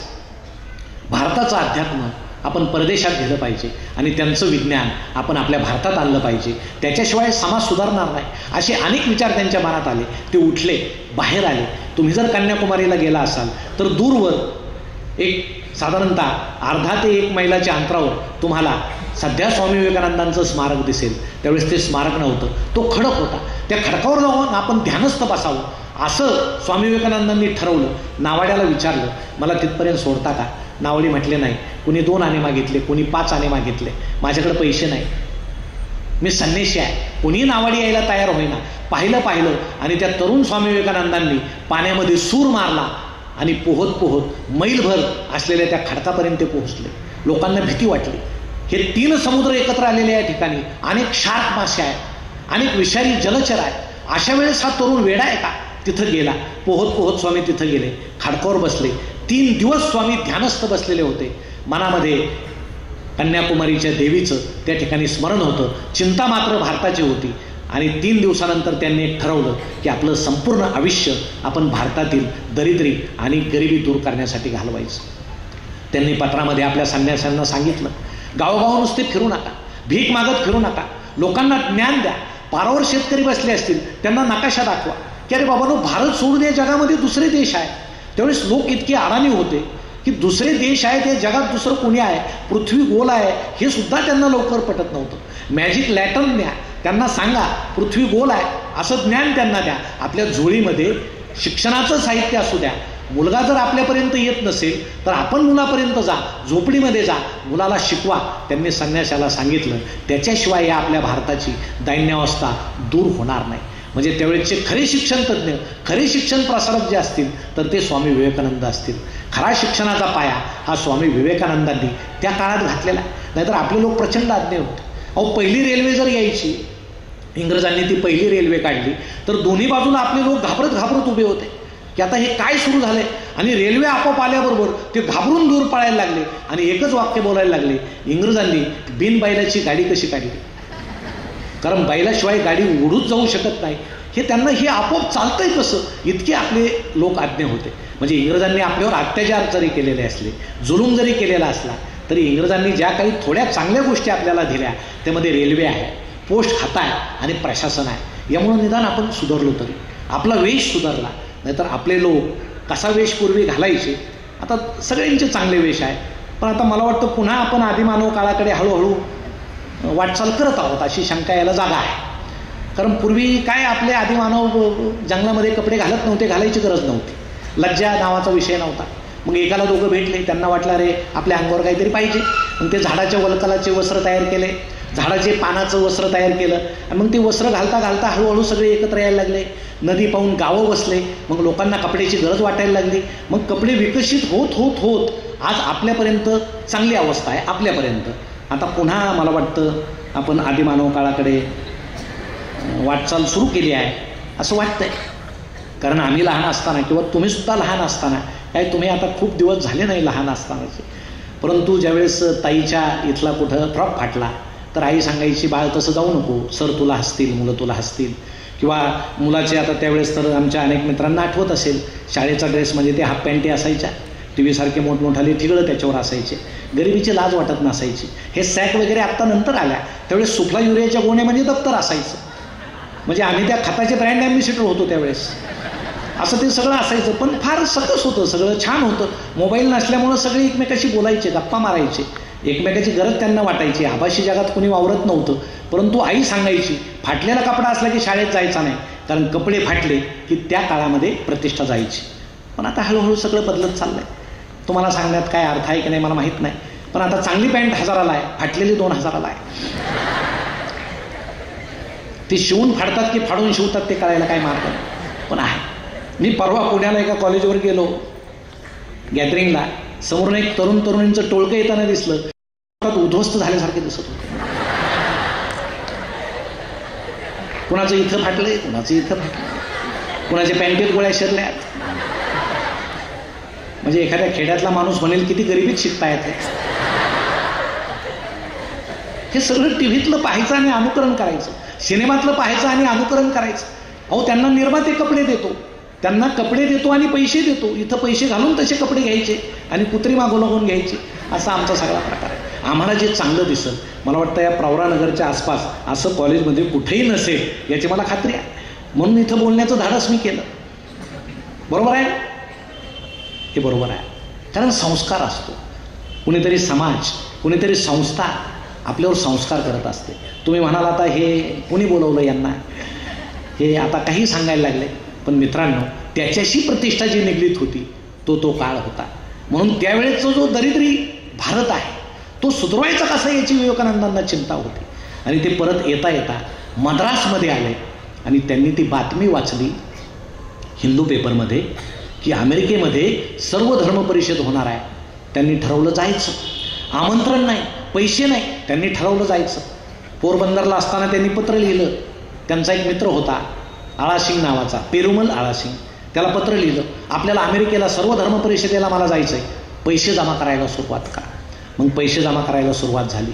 एक रामदानचा एक संस्थापक होता, स्वामी विवेकानंद तिथं गेले त्याच्या राजवाड्यात, छान प्रवचन लिहिलं. तो इतका प्रेमात पडला, तो संस्थापक असं म्हटला, स्वामी तुम्ही परदेशात जाऊन आपल्या हिंदू धर्माचा प्रसार करा, मी तुम्हाला 10,000 रुपये देईल. त्या काळातले 10,000 रुपये म्हणजे कोटीच्या वर त्याची रक्कम असेल. मग विवेकानंद म्हटले, अरे त्या त्या संस्थानिकाकडे जा आणि त्याला 10,000 रुपये मागा, त्यानं मला कबूल केलं होतं. म्हणून हा पेरुमल तिथं गेला आणि त्या रामनाथच्या महाराजांना म्हटला, रामदानच्या महाराजांना, की तुम्ही असं म्हटले होते 10,000. तर ते म्हणे, कोण, मला आठवत नाही, माझ्याकडे रोज असे भगवे कपडे घातलेले माणसं येतात, मी अनेकांना अनेक शब्द देतो, माझ्या काही लक्षात नाही. मग पेरुमलनं सांगितलं, अहो तुम्ही नाही का प्रवचन ऐकलं आणि 10,000 रुपये. हां म्हणे, तो विवेकानंद, तो काय परदेशात जाऊन काही चांगलं बोलेल असं मला वाटत नाही, भारतात सुद्धा हिंदू धर्माविषयी त्याला म्हणावं तू बोलू नको. म्हणजे पैसे तर दिले नाहीच. हे संस्थानिक फार विचित्र होते. तुम्ही जर एक पुस्तकाचं नाव तुम्हाला सांगतो, फ्रीडम ॲट मिडनाईट नावाचं पुस्तक आहे, त्याच्यामध्ये या संस्थानिकांचे किस्से जर तुम्ही ऐकले ना तुम्ही खूप हसाल. त्यातला हा रामदान नावाचा संस्थानिक होता. त्यावेळेस आजूबाजूला सगळे संस्थानिक होते, बडोद्याचे महाराज होते. त्यांना काय सवय होती, उठल्याबरोबर हिरे माणिक मोती यांची पूजा करायची उठल्याबरोबर, आणि ते सोन्याचा अंगरखा घालायचे, रोज एक वेगळा सोन्याचा अंगरखा, सगळ्या सोन्याच्या ताराचा. ते विणणारा जो कारागीर होता त्याचे नखे असे आमाप वाढलेले होते आणि ते कंगव्यासारखे असे कातरलेले होते. त्या नखामध्ये घालून त्या महाराजांचे अंगरखे तयार व्हायचे. ग्वाल्हेरच्या महाराजांना एक सवय होती त्यांनी एकदा तो बकिंगहॅम पॅलेस पाहिला इंग्लंडच्या राणीचा, आणि ते आपल्या बाकीच्यांना म्हटले, काय ते पैसा प्रचंड होता, मनात येईल ते करायचे. ते म्हटले आपल्या या राजवाड्याच्या छताला सुद्धा त्या बकिंगहॅम पॅलेससारखे झुंबरं लटकवायचे. एकानं सांगितलं, महाराज आपलं हे छत कधी खाली येईल याचा भरोसा नाही, ते जड आहे झुंबरं. म्हणे आपण एक आयडिया करू. सगळ्यात जड वजनाचा हत्ती त्यांनी आणला, एक छोटी क्रेन तयार केली आणि तो छताला लटकवला, तरी छत पडलं नाही. महाराज म्हटले आता झुंबरं आणायला हरकत नाही. म्हणजे त्यांचे विक्षिप्तपणाचे नमुने होते. त्या ग्वाल्हेरच्या महाराजाला एक गंमत करायचं, त्याला गाड्यांचा छंद होता. म्हणजे जसे लहान मुलं गाड्या खेळतात ना, तसं त्याला छंद होता. मग त्यानं काय केलं होतं, त्याच्या त्या दिवाणखान्यापासून मुदपाक खाण्यापर्यंत म्हणजे किचनपर्यंत असे भिंतीला बोगदे करून एक 250 फुटाचे रूळ टाकलेले होते, चांदीचे रूळ. लोखंडी टेबल होते, त्यावर चांदीचे रूळ होते आणि त्यावर छोटी रेल्वे होती अशी डब्याची. मग त्या मुदपाक खाण्यात काय करायचे आचारी, प्रत्येक डब्यात काहीतरी पदार्थ भरायचे आणि महाराज ते रिमोट म्हणजे त्यावेळेस ते कळ म्हणायचे, कळ दाबायला बसायचे. मग ती रेल्वे यायची पावण्याला वाढत वाढत वाढत, कुणाला काय गुलाबजामू लागले लगेच कळ दाबायची, ते डाबा तिथं थांबायचं आणि घ्या त्याच्यातून. छंदच होता त्यांना. एकदा त्यांनी नामदार व्हाईसराय जेवायला बोलवले, अनेक अधिकारी आले, इंग्रज अधिकारी त्या टेबला भोवती बसले. हे ग्वाल्हेरचे महाराज काळा दाबायला होते आणि त्या दिवशी काय बिघाड झाला समजलं नाही. रेल्वेची सुसाट निघाली, म्हणजे काय काय झालं असेल, त्या सगळ्या भाज्या अंगावर, मांस अंगावर, सगळा धिगाणा तिथं होऊन गेला. रेल्वे थांबायलाच तयार नाही. मला वाटतं भारतीय रेल्वेचा म्हणजे इतिहासातली ही सगळ्यात मोठी दुर्घटना असावी असे ते ग्वाल्हेरचे महाराज. तरी पण त्यांना मजा वाटायची ते करताना. तुम्हाला अजून एक महाराज सांगतो, नाव मला नीटचं आठवत नाही, विनाकारण मी घेत नाही, पण त्यांना उठल्याबरोबर गाईचं दर्शन घेण्याची सवय होती. गाय पाहिल्याशिवाय पुढचं काही करायचं नाही. आणि ते एका नवाबाच्या इथं गेले मुक्कामाला दुसऱ्या संस्थानिकाकडं, आणि वरच्या मजल्यावर त्यांच्या मुक्कामाची सोय होती. आणि नवाबाला असं समजलं की महाराज उठल्याबरोबर डोळ्यासमोर त्यांच्या गाय पाहिजे. यानं काय केलं, पुन्हा एक कसली तरी क्रेन तयार करून ती गाय लटकावली दुसऱ्या मजल्यावरच्या खिडकीत नेली. ती गाय इतक्या मोठ्यानं हमरायला लागली की सगळे खडबडून जागे झाले. महाराज उठले आणि त्यांना गाय दिसली. म्हणजे हे सगळे विक्षिप्त होते. काल परवा तुम्हाला ते जो 7वा नवाब आहे, अहो ज्यावेळेस हे संस्थानिक खालसा केले, वल्लभभाई पटेल त्यावेळेस गृहमंत्री होते, सगळे संस्थानं त्यांनी खालसा केले. त्या हैदराबादच्या निजामाची संपत्ती इतकी होती, असं म्हणतात ते हिरे माणिक मोती जर पसरवले असते तर मुंबईचे सगळे फुटपाथ त्यानं भरले असते. त्याच्याकडे एक जेकब नावाचा हिरा होता, सगळ्यात महागडा हिरा. तो त्याच्या वडिलांच्या चपलाच्या कपाटात त्याला सापडला होता, जेकब नावाचा हिरा. तो हिरा तो ठेवायचा, पण तो नवाब इतका गमतीशीर होता की स्वतः तो फाटक्या स्लीपर घालायचा, फाटके कपडे घालायचा, कुणी पाहुणे आणून थोटूक टाकून दिलेलं ते ओढायचा. म्हणजे हे सगळे विक्षिप्त संस्थानिक. त्यामध्ये हा रामदानचा संस्थानिक होता, म्हणून त्यानं 10,000 रुपये द्यायला नकार दिला. आता पैसे आणायचे कुठून, आपल्याला अमेरिकेला तर जायचं. आणि हे स्वामी विवेकानंद चिंतेत असताना त्यांना हैदराबादच्या नवाबाचा मेहुणा सर बहादूर शाह भेटला. त्यानं कुराण वाचलेलं होतं, बायबल वाचलेलं होतं आणि सगळ्या धर्माविषयी त्याला प्रेम होतं. तो म्हटलं एक काम करा, हैदराबादमध्ये चला आणि एक व्याख्यान द्या की तुम्ही अमेरिकेला का चाललाय, त्यातून आपल्याला पैसे जमा होतील. मग स्वामी विवेकानंद हैदराबादला गेले. छान व्याख्यान झालं. वक्तृत्व त्यांचं पहिल्यापासून प्रचंड प्रभुत्व त्यावर होतं, सगळ्या भाषांवर प्रभुत्व होतं, प्रचंड विषयांचा अभ्यास होता, कारण वाचन दांडगं होतं. आणि मग ते भाषण सगळ्यांना आवडल्यानंतर पैसे जमा करायला सुरुवात झाली. गरिबांनी सुद्धा त्यांना पैसे दिले. ग्वाल्हेरच्या महाराजांनी 3,000 रुपये दिले. त्या नवाबाच्या मेहुण्यानं 1,000 रुपये दिले. नंतर विवेकानंद पेरुमलला म्हटले काय, ते म्हटले यानं काय आपलं अमेरिकेला जाणं होणार नाही. आणि विवेकानंद खट्टू झाले की आपल्याला समुद्र ओलांडून जायचंय. कशासाठी जायचंय, आपला हिंदू धर्म तिकडे सांगायचा आहे, आपलं अज्ञान त्यांना सांगायचं, त्यांचं विज्ञान इकडं आणायचं, त्याच्याशिवाय आपला समाज सुधारणार नाही. आता काय केलं पाहिजे या चिंतेत असतानाच त्याचे जे शिष्य आहेत अजित सिंग खेत्रीचे महाराज, त्याचं एक दूत त्यांना भेटायला आला. म्हणे महाराज अजित सिंगाचे आमच्या महाराजाचे सगळे दूत तुम्हाला शोधताय. म्हणे झालं काय, म्हणे तुम्ही त्यावेळेस नव्हता का आशीर्वाद दिला. मग विवेकानंदांना आठवलं अजित सिंगांच्या दरबारात एकदा असं झालं होतं की ते निघताना सगळा दरबार उभा राहिला आणि ते खेत्रीचे महाराज असं म्हटले, स्वामी मला 2च मुली आहेत, मला 3रा मुलगा हवा आहे आणि तो मुलगा होईल असा आशीर्वाद तुम्ही द्या. स्वामींचा अशा गोष्टीवर अजिबात विश्वास नव्हता, पण सगळा दरबार टाळ्या वाजवायला लागला आणि स्वामी मनामध्ये मिस्किल हसले आणि हात वर केला, तथास्तु मुलगाच होईल. योगायोगानं मुलगाच झाला. म्हणून तो दूत म्हटला, स्वामी तुम्ही आशीर्वाद दिला आणि महाराजांना मुलगा झाला, हत्तीवरून साखर वाटली जाते, सगळं राज्य आनंदात आहे, सगळे दूत तुम्हाला शोधत फिरतायत, माझं नशीब किती मोठं, मी तुमचा शोध लावला, तुमच्या हस्ते मुलाचं बारसं करायचंय, महाराजांनी तुम्हाला बोलवलंय. स्वामी विवेकानंद तिथं गेले, मनामध्ये हसत होते की मी सहज म्हटलं योगायोग किती मोठा आहे. विवेकानंद अमेरिकेला पोहोचले, त्यामध्ये अनेक योगायोग आहेत, त्यामध्ये हा योगायोग आहे. आणि मग ते अजित सिंग त्यांना म्हटले, अमेरिकेला जाण्याची चिंता करू नका, तुमचं सगळं बोटीचं जहाजाचं तिकिटापासून तुम्हाला खर्चायला पैसे देण्यापर्यंत सगळी सोय मी करणार आहे, त्याची काळजी तुम्ही करू नका. अशा पद्धतीनं विवेकानंदांचा अमेरिकेला जायचा मार्ग खुला झाला. ते बाहेर आले आणि अजित सिंगांनी त्यांना बाजूला घेऊन विचारलं, स्वामी तुम्ही एवढे छान बोलता, सगळ्या गोष्टी करता, पण मला जाणवतं की तुमच्या बोलण्यामध्ये कुठेतरी दुःख आहे, तुमच्या हृदयात कुठेतरी दुःख आहे, मला सांगा काय.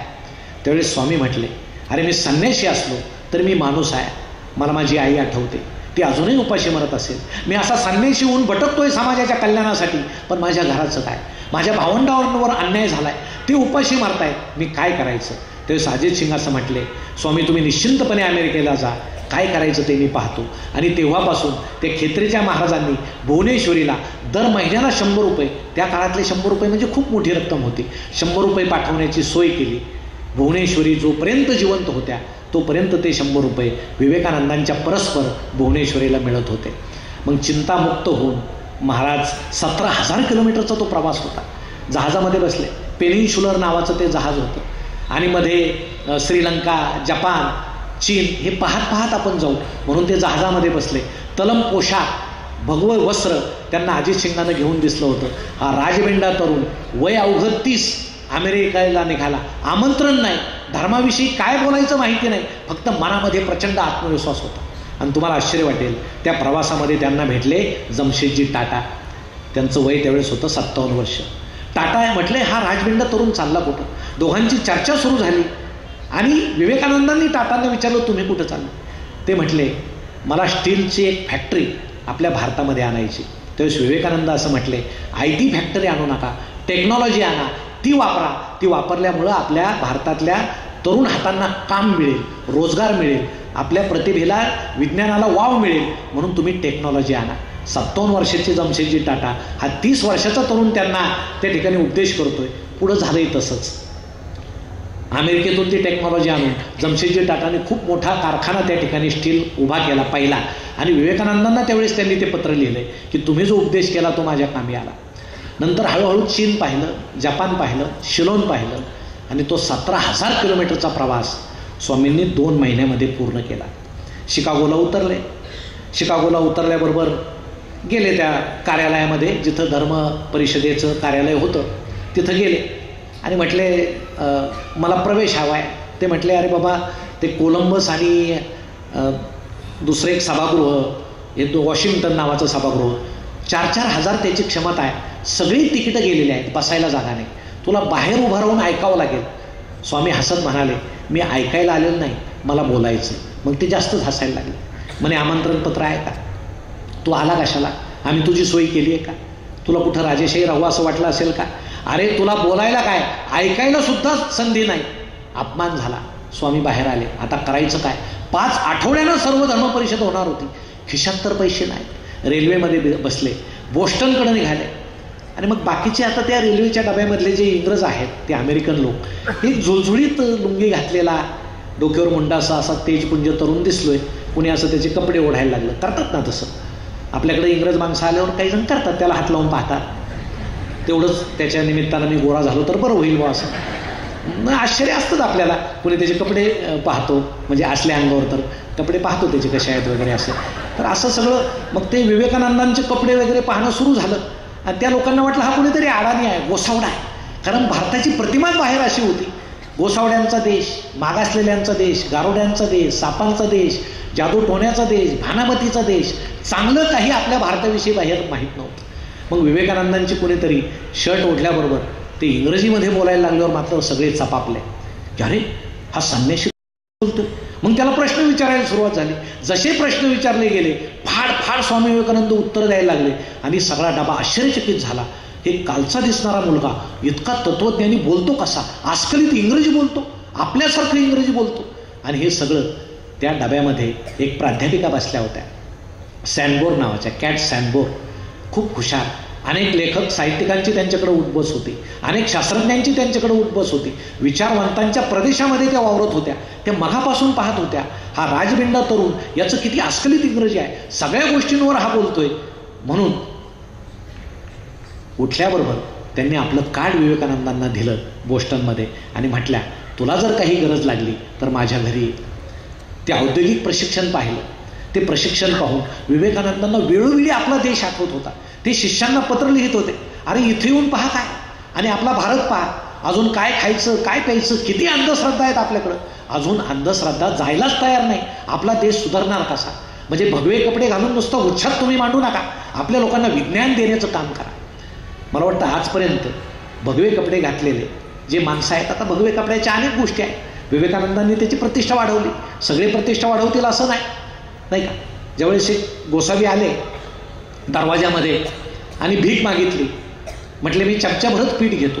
चमचा असा मोठा होता, पळी एवढा. मग त्या घराच्या स्वामिनीनं त्यांना पीठ वाढलं. ते पुढं गेले, मला मोह नाही, माया नाही, मत्सर नाही, माझ्या अंगावर भगवे कपडे आहेत, मी संन्याशी आहे. आणि गंमत अशी होती, त्या घरामध्ये एक गोष्ट घडलेली होती. एका माणसाला त्यानं लॉटरी लावलेली होती आणि त्याला 2 लाख रुपयाचं तिकीट लागलेलं होतं. पण त्या माणसाला हर्षवायू व्हायचा. हर्षवायू म्हणजे काय, एखादी गोष्ट अचानक कळाली की तो मोठमोठ्यानं खदखदा असायचा आणि जागीच कोसळायचा. त्याच्या मुलाला आता वाटलं हे 2 लाख रुपयाची लॉटरी लागलेलं बापाला सांगायचं कसं, सांगितल्याबरोबर यांना हर्षवायू येईल, हे मोठमोठ्यानं हसतील आणि कोसळतील, निदान पैसे घेऊस तर तरी हे जगले पाहिजे ना. मग आता काय करायचं, यांना समजून सांगायचं कसं. तेवढ्याच दरवाज्यात हे गोसावी आले, मला मोह नाही, माया नाही, मत्सर नाही, मला भिक्षा द्या, मी आता तीर्थाटनाला निघालेलो आहे.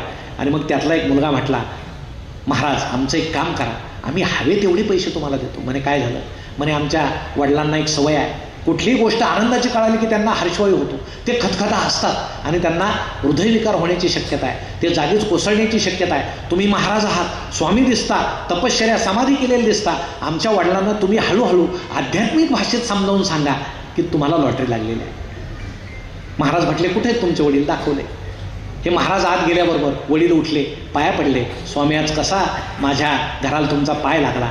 ते महाराज म्हटले, अरे बाबा वत्सा खाली बैस, मी तुला एक गोष्ट सांगणार आहे. म्हणे काय, तू लॉटरीचं तिकीट काढलं होतं. म्हणे हो. समजा अजून लागली नाही म्हणे, पण समजा तुला 2 लाख रुपयाची लॉटरी लागली, तू काय करशील. नुसत्या कल्पनेनं तो हसायला लागला. महाराज म्हटले लागलेली नाही, लागली तर काय करशील. तो म्हटला, महाराज तुम्ही ही बातमी मला सांगितली, त्यातले 1 लाख रुपये तुम्हाला देऊन टाकेल.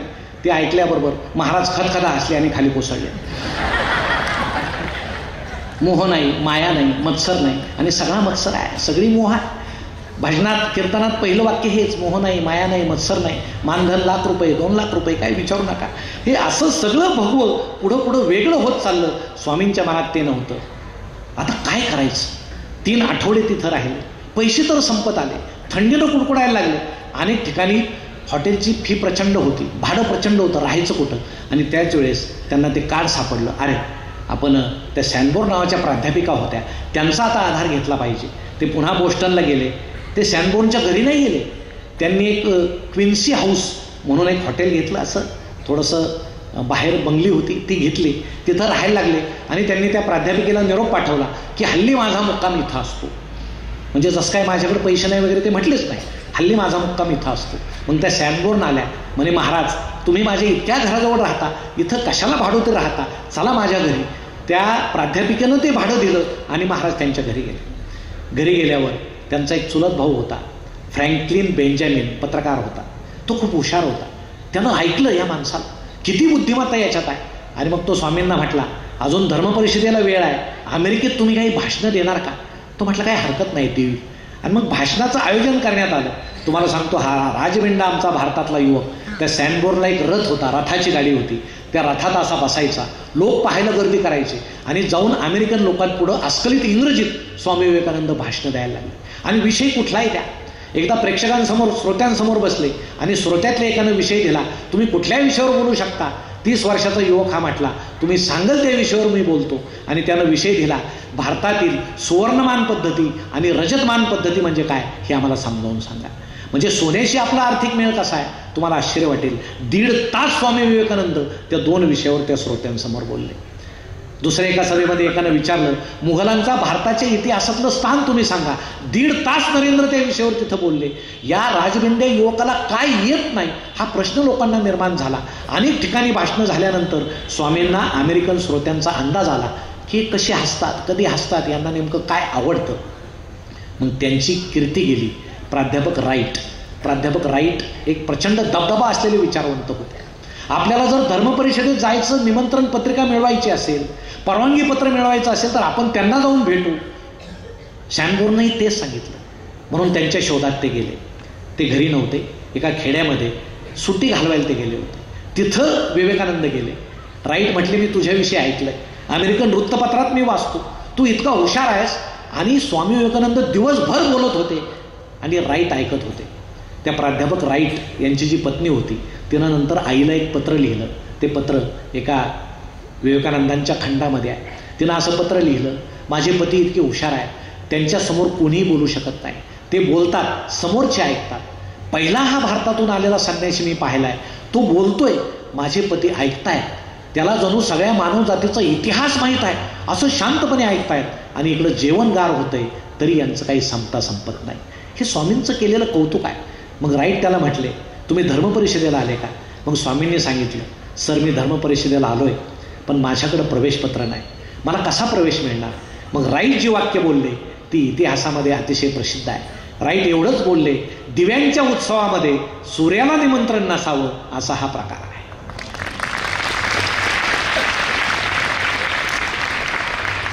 तुझी व्यवस्था मी करतो.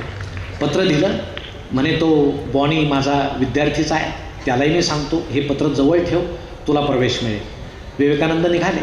बोस्टनवरून शिकागोला आले. रात्री कधीतरी आले रेल्वेतून, फलाटावर उतरले, संन्यासीच एका खांबाला टेकले, झोपले मस्त. सकाळी उठले, झोळीच नव्हती, पत्रही नाही, उरलेले पैसेही नाही. झालं. पुन्हा आता धर्मपरिषदेत जायचं कसं? सगळं फार नाट्यमय आहे. बाहेर एक कॉलनी होती स्टेशनच्या बाहेर, तिथं गेले. अशी सुबक कॉलनी होती, दोन्ही बाजूला घरं होते. एका झाडाला टेकून बसले खोडाला शांतपणे. खिडकी उघडली. एका वृद्ध स्त्रीनं बाहेर पाहिलं. कोणीतरी राजबिंडा तरुण चिंतित दिसतोय, डोळे मिटून बसलाय. त्या बाईचं नाव हेल. त्या हेल बाहेर आल्या. म्हटले, कुठून आलास? भारतातून. कशासाठी आलास? धर्मपरिषदेसाठी. चल आत चल, आधी आंघोळ कर, जेवण कर, मग मी तुझी बाकीची व्यवस्था करते. स्वामी आत गेले, गरम पाण्यानं स्नान केलं, जेवण केलं. आणि मग त्या हेलला, ज्यांनी आयुष्यभर त्या हेलला आई मानलं, त्या आईला ते म्हणाले, माझ्याजवळ पत्र होतं पण ते हरवलं, आता मी धर्मपरिषदेत जाऊ कसा? या स्त्रीच्या हृदयाला पाझर फुटला. म्हणून स्वामी विवेकानंद नेहमी अमेरिकन स्त्रियांना खूप चांगल्या पद्धतीनं सांगतात की मला तिथल्या आईनं, मला आईच्या रूपात अनेक स्त्रिया भेटल्या आणि त्यांनी मला मदत केली, नुसते आईच्या रूपात नाही. एक तरुणी तर त्यांना असं म्हटली, तू इतके हुशार आहेस, तुम्ही इतके हुशार आहात, सुंदर आहात, आपण लग्न करू. आपला होणारा मुलगा किती हुशार असेल. स्वामी तिला म्हटले, मलाच तू मुलगा मान. किती मोठं वाक्य आहे. आणि हे भारतीय संस्कृतीचं दर्शन घडवतं. आणि त्या हेलला तरी पाझर का फुटला? कारण मला वाटतं त्यांचं आतला माणूस जिवंत होता. आपल्या प्रत्येकाचं 2 मन आहेत, एक बहिर्मन आहे, एक अंतर्मन आहे. आणि प्रत्येकाचं ते जागा असतं. आता तुम्ही ऐकताय, अनेक जण अंतर्मनानं ऐकत असतील, अनेक जण बहिर्मनानं ऐकत असतील, काही नुसतंच ऐकल्यासारखं करत असतील. म्हणून मागची जागा जास्त सोयीची असते. ऐकावंच असं काही नसतं. पुढच्यांची जरा अडचण असते. वक्त्यांना अचानक पाहिलं की चेहरा असा करावा लागतो, छान चाललंय. नंतर विचारतात हे नेमकं काय बोलले. संयोजक सांगतात आम्हाला समजलं नाही, तुम्हाला काय सांगतात. पण जे अंतर्मनानं ऐकतात ते सांगतात. एकतर ते चांगलं होतं किंवा कंटाळवाणं होतं, पण अंतर्मनानं ऐकलेलं असतं. पण आपण अंतर्मनाला कधीही प्रभावी होऊ देत नाही. ते झालं पाहिजे. छोट्या गोष्टी आहेत. तुम्ही एस टीमध्ये चाललात, आमचे अनेक तरुण मुलं एस टीमध्ये जातात, त्यांना जागा मिळते. आणि एस टीमध्ये एखादी वृद्ध स्त्री उभी आहे, हेलकावे खाते. एखादी लेकूरवाळी बाई आहे, तिच्या कडेवर मुलगा आहे, खड्डा आला की ती हेलकावे खाते, कधी पडेल याचा भरोसा नाही. ते एस टीतल्या सगळ्यांचं अंतर्मन जागं होतं. यांना जागा दिली पाहिजे. नुसतं जागं होतं, जागा कोणीच देत नाही. कारण बहिर्मन ते अंतर्मनाला दाबतं, अरे बाबा बसून राहा, तो देईल तो देईल तो देईल, कोणी देत नाही. म्हणून आम्ही आमच्या अंतर्मनाला प्रभावीच होऊ देत नाही. कोणी जर जागा दिलेली असेल तर त्याचं अंतर्मन प्रभावी असं समजायला हरकत नाही. आम्ही हॉटेलमध्ये नाश्ता करत असतो, आम्ही समोर एखादं भिकाऱ्याचं पोर आलं तर आपल्या अंतर्मनाला वाटतं याच्या चेहऱ्यावर भुकेचा सर्प वेटोळं करून बसलाय, याला आपल्यातलं काहीतरी थोडंसं दिलं पाहिजे. आपलं अंतर्मन सांगतं, पण बहिर्मन सांगतं प्रतिष्ठा जाईल, खाली पहा पण खात राहा. आपण त्या मुलाकडे पाहत नाही. आपलं बहिर्मन आपल्या अंतर्मनाला बाहेर येऊच देत नाही. रस्त्यावर आपण अपघात पाहिला, प्रत्येकाला कळवळा येतो, प्रत्येकजण पाहतो अरे जखमी झाला, याला उचललं पाहिजे, हा जर मेला तर याचं कुटुंब निराधार होईल, अनेक जण निराधार होतील, आपण याला आपल्या गाडीत नेलं पाहिजे असं त्याचं अंतर्मन सांगतं. बहिर्मन मात्र त्याला सावध करतं, ॲम्ब्युलन्स येईल, त्याला नेईल, तू जर याला नेलं तर पोलिसांचा ससेमेरा मागे लागेल, तुझ्या गाडीचं शीट खराब होईल, म्हणून आपण खुशाल तिथून निघून जातो. फारच निर्लज्ज असलो तर एखादा फोटो काढून सुद्धा निघून जातो. म्हणून मित्रांनो एक लक्षात ठेवा, आपलं अंतर्मन ज्यावेळेस प्रभावी होईल त्यावेळेस आपल्यातला खरा माणूस जागा होईल. आणि ते हेल्थचं अंतर्मन प्रभावी होतं. म्हणून स्वामी विवेकानंदांना तिनं आत घेतलं, त्याची सगळी व्यवस्था केली आणि त्या धर्मपरिषदेत जाऊन सांगितलं की हा राईटकडून आलेला आहे, याच्याकडे पत्र नाही गहाळ झालेला आहे, याला प्रवेश द्या. आणि एकदाचा स्वामी विवेकानंदांना त्या धर्मपरिषदेमध्ये प्रवेश मिळाला. दिवस उजाडला. 10 टोल त्या ठिकाणी दिले गेले, कारण 10 धर्म जगातले त्या ठिकाणी बोलवले गेलेले होते. समोर ख्रिश्चन धर्मगुरू चाललेले होते. त्यांना तर हे बाकीचे धर्म खूपच क्षुद्र वाटत होते की आपल्या धर्माइतका जगात कुठलाच धर्म चांगला नाही. आणि मग त्या 4,000 प्रेक्षक बसलेल्या सभागृहामध्ये एकदाचे सगळ्यांचे भाषणं सुरू झाले. जो तो आपापल्या धर्माविषयी पोटतिडकीनं बोलत होता. मध्येच विवेकानंदांचं नाव पुकारलं गेलं. ते जागचे हल्ले नाही, घशाला कोरड पडली, तयारी तर काहीच नाही. आता आपण काय बोलायचं, तसेच बसून राहिले. पुन्हा मध्ये नाव पुकारलं गेलं. दिवसभरातून 3दा नाव पुकारलं गेलं, स्वामी उठलेच नाही. 4थ्यांदा नाव पुकारलं गेलं. त्यांच्या शेजारी एक फ्रेंडचा धर्मगुरू बसला होता. तो म्हटला, बाळा आता पुन्हा तुझं नाव पुकारलं जाईल असं मला वाटत नाही, उठ आणि तुला जे बोलायचं ते बोल. स्वामी विवेकानंद उठले, डौलदारपणे त्या ठिकाणी गेले, माईक समोर गेले. समोर अत्यंत विद्वान विविध धर्माचे धर्मगुरू बसलेले, अमेरिकेतले चोखंदळ सुज्ञ विद्वान असे श्रोते बसलेले. आणि पहिलं वाक्य स्वामी विवेकानंद तिथं म्हटले, my brothers and sisters of America. काय झालं समजलं नाही. सभागृहामध्ये जणू वीज लाखातली. अहो लोक उठले आणि सुरू झाल्या. विवेकानंदांनाही समजेना आपण असं काय बोललो. परंतु त्यांनी त्या पाश्चात्य देशामध्ये जाऊन आपल्या भारतीय संस्कृतीचं दर्शन घडवलं होतं की मी अनोळखी स्त्रियांना आम्ही आमची बहीण मानतो, अनोळखी पुरुषांना आम्ही आमचे भाऊ मानतो.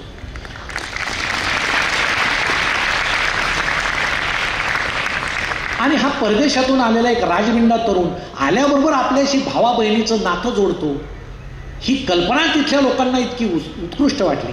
कारण जंटलमॅन अँड लेडीज असं म्हणण्याची सवय असलेले तिथले बंधू आणि भगिनींनो हे शब्द ऐकल्याबरोबर स्तंभित झाले. नंतर विवेकानंद फारसं बोलले नाहीत. 5च मिनिट ते बोलले. त्यांचं सगळं भाषण 85 शब्दांचं होतं.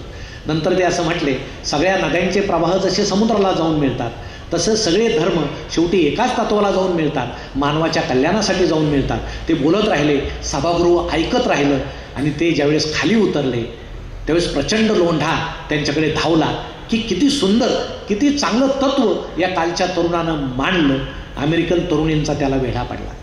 तेव्हा हेल त्याच्या कानात म्हटली, तू यांच्यापासून वाचलास तरच मी तुला खरा संन्यासी समजेल, कारण इथं तसं अवघड आहे.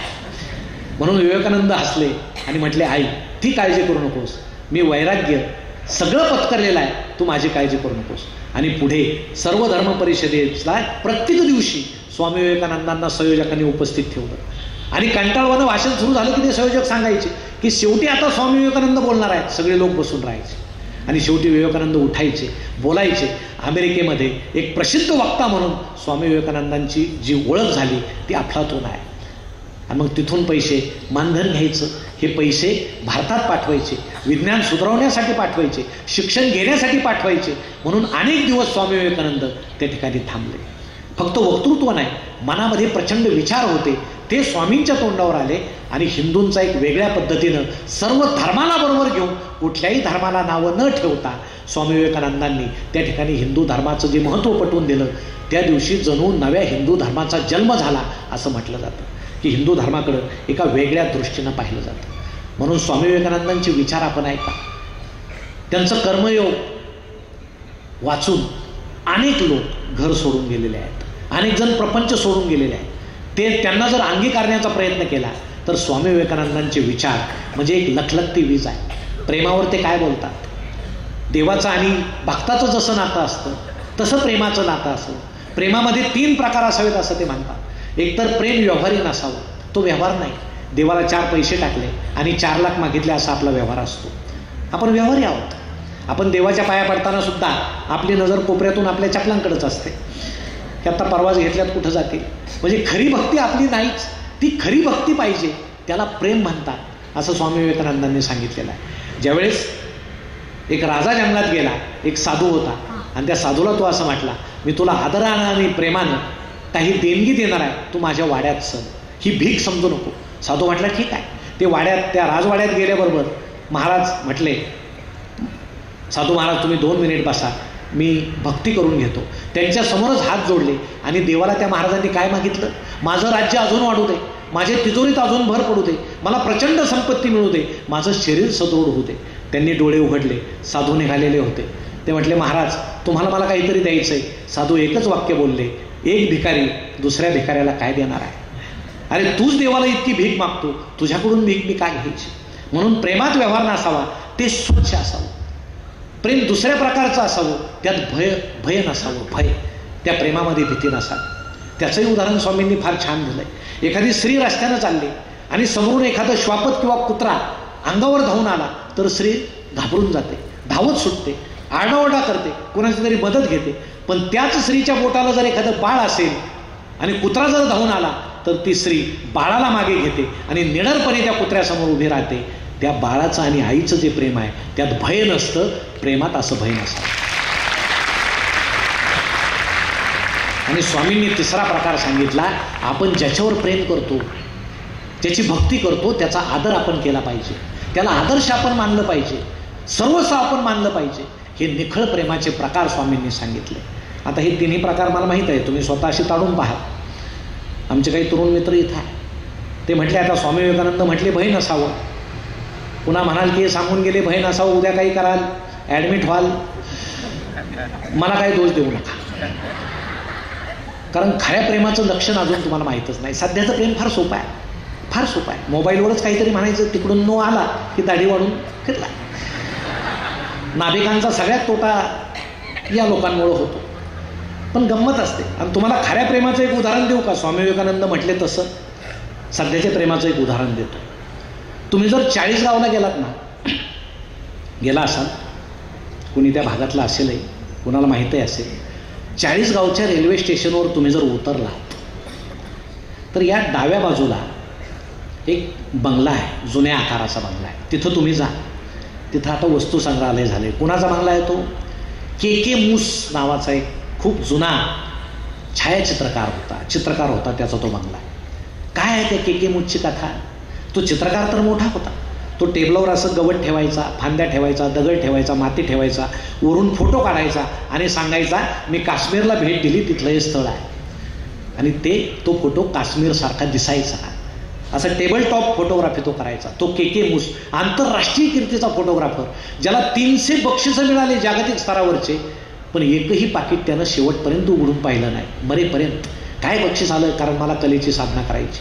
त्या के मूसचं जे प्रेम आहे ते जगामध्ये आदर्श मानलं जातं. हा के मूस ज्यावेळेस मुंबईमध्ये विल्सन कॉलेजमध्ये शिकत होता त्यावेळेस त्याची प्रेयसी होती निलोफर. आणि ज्यावेळेस के मूसचे आई वडील 40 गावला व्यापारासाठी निघाले, रेल्वेमध्ये बसले, पंजाब मेलमध्ये बसले, त्यावेळेस ती वाटं लावायला आली आणि ती निलोफर या के मूसला एवढंच म्हटली, मी उद्या याच रेल्वेनं येईल, आपण एकत्र जेवण करू. के मूस त्या बंगल्यामध्ये आला. त्याच्या आईवडिलांनी व्यवसाय सुरू केला.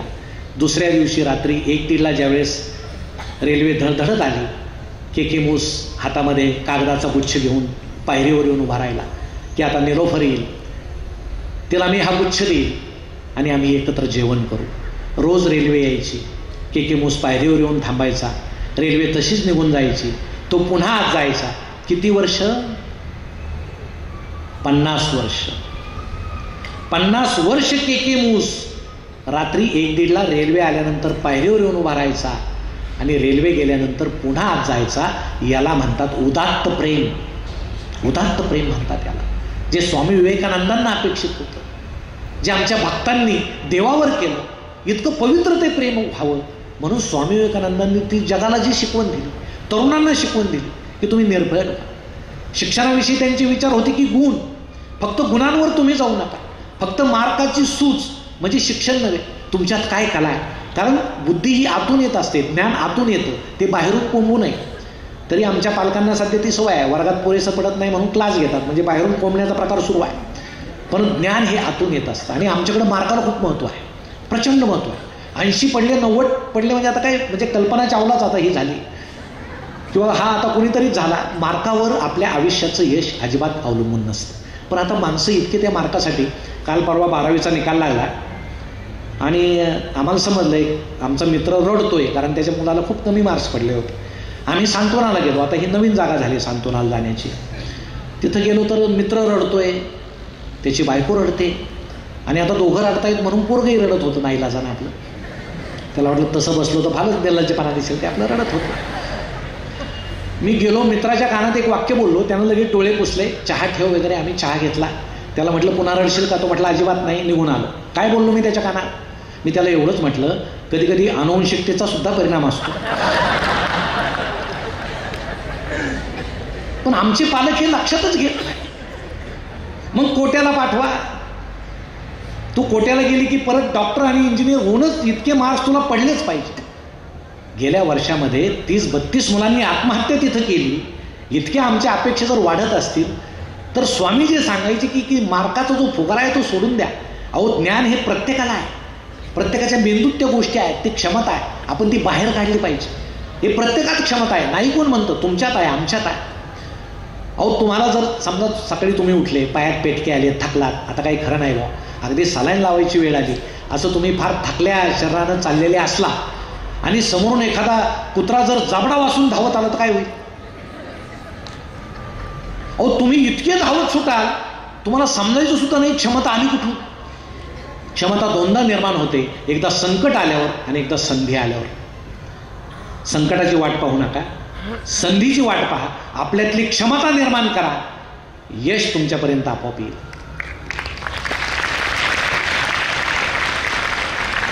धर्म आणि विज्ञानाच्या बाबतीत स्वामी विवेकानंद हेच सांगायचे की आमचा हिंदू धर्म म्हणजे सगळ्याच गोष्टी चांगल्या आहेत असं नाही, काही वैगुण्य सुद्धा आहेत, प्रत्येक धर्मात वैगुण्य आहेत, परंतु विज्ञानाला टाळता कामा नये. विज्ञानाशिवाय धर्म पंगू आहे आणि धर्माशिवाय विज्ञान आंधळ आहे, असं ते सांगायचे. दोन्हीची सांगड पाहिजे. याचा पहिला बळी कोण पडला? धर्म आणि विज्ञानाचा गॅलिलिओ.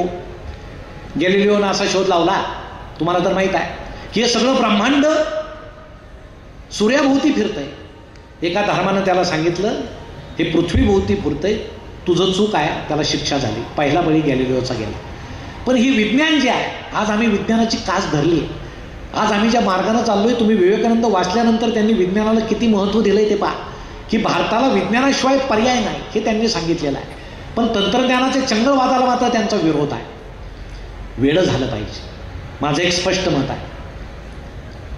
वेडी माणसं इतिहास लिहितात आणि शहाणी तो वाचतात. म्हणून काही शोध लावायचा असेल तर वेडी व्हा. कसा शोध लागला? श्वान चावल्यानंतर त्या लशीचा शोध कसा लागला? कुणी लावला? कुणी? लुई पाश्चरनं लावला, शोध लावला. कसा लावला? त्याच्या मित्राला एक कुत्रं चावलं, तो मेला. कुत्रं चावल्यानंतर काही दिवसांनी तो मित्र असा खाली कुत्र्यासारखा बसला, पुढचे हात टेकवले, कुत्र्यासारखा आवाज काढायला लागला आणि तो मेला. पाश्चरला धक्का बसला, माझा मित्र मेला कसा? कुत्र्याचे दात जर घुसले म्हणावं तर खिळा घुसल्यावर काहीच होत नाही, दात घुसल्यानं काही होणार नाही. मग कुत्र्याच्या लाळेमध्ये काही होतं का? आपण शोध लावू.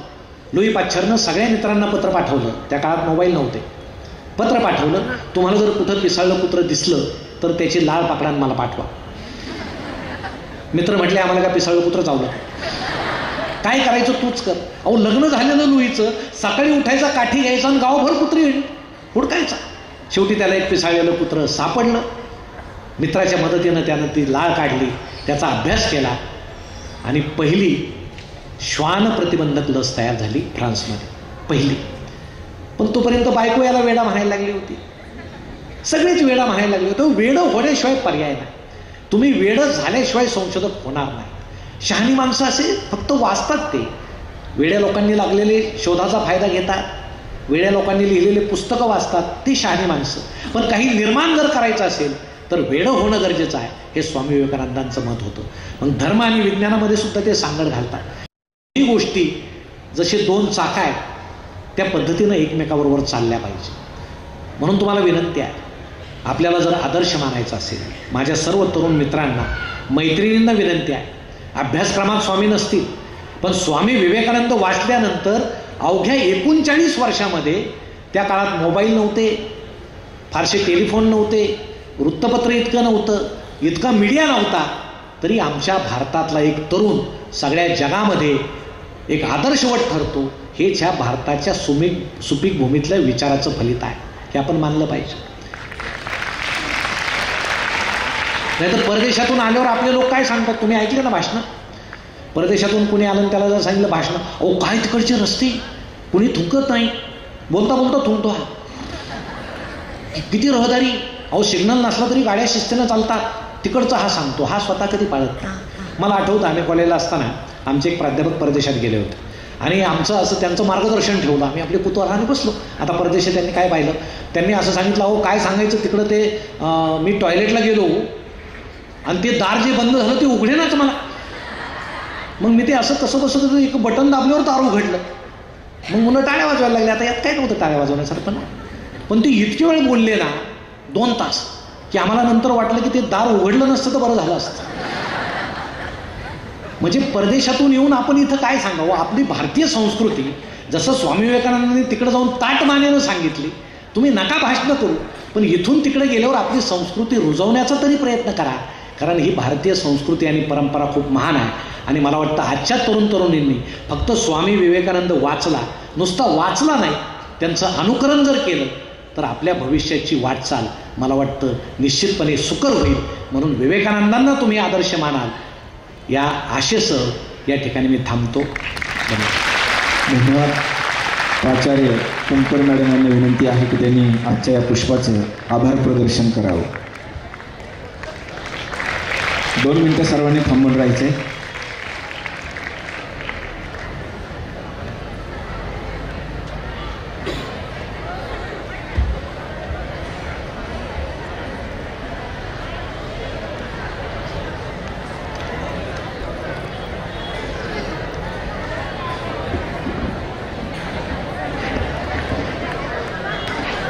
पद्मश्री डॉक्टर विठ्ठलराव विखे पाटील स्मृती व्याख्यानमालेचे 4थे पुष्प गुंफताना डॉक्टर संजय कळमकर सर यांनी आपल्यापुढे स्वामी विवेकानंद आणि आपण हा विषय अतिशय प्रभावीपणे आपल्यापुढे मांडलेला आहे.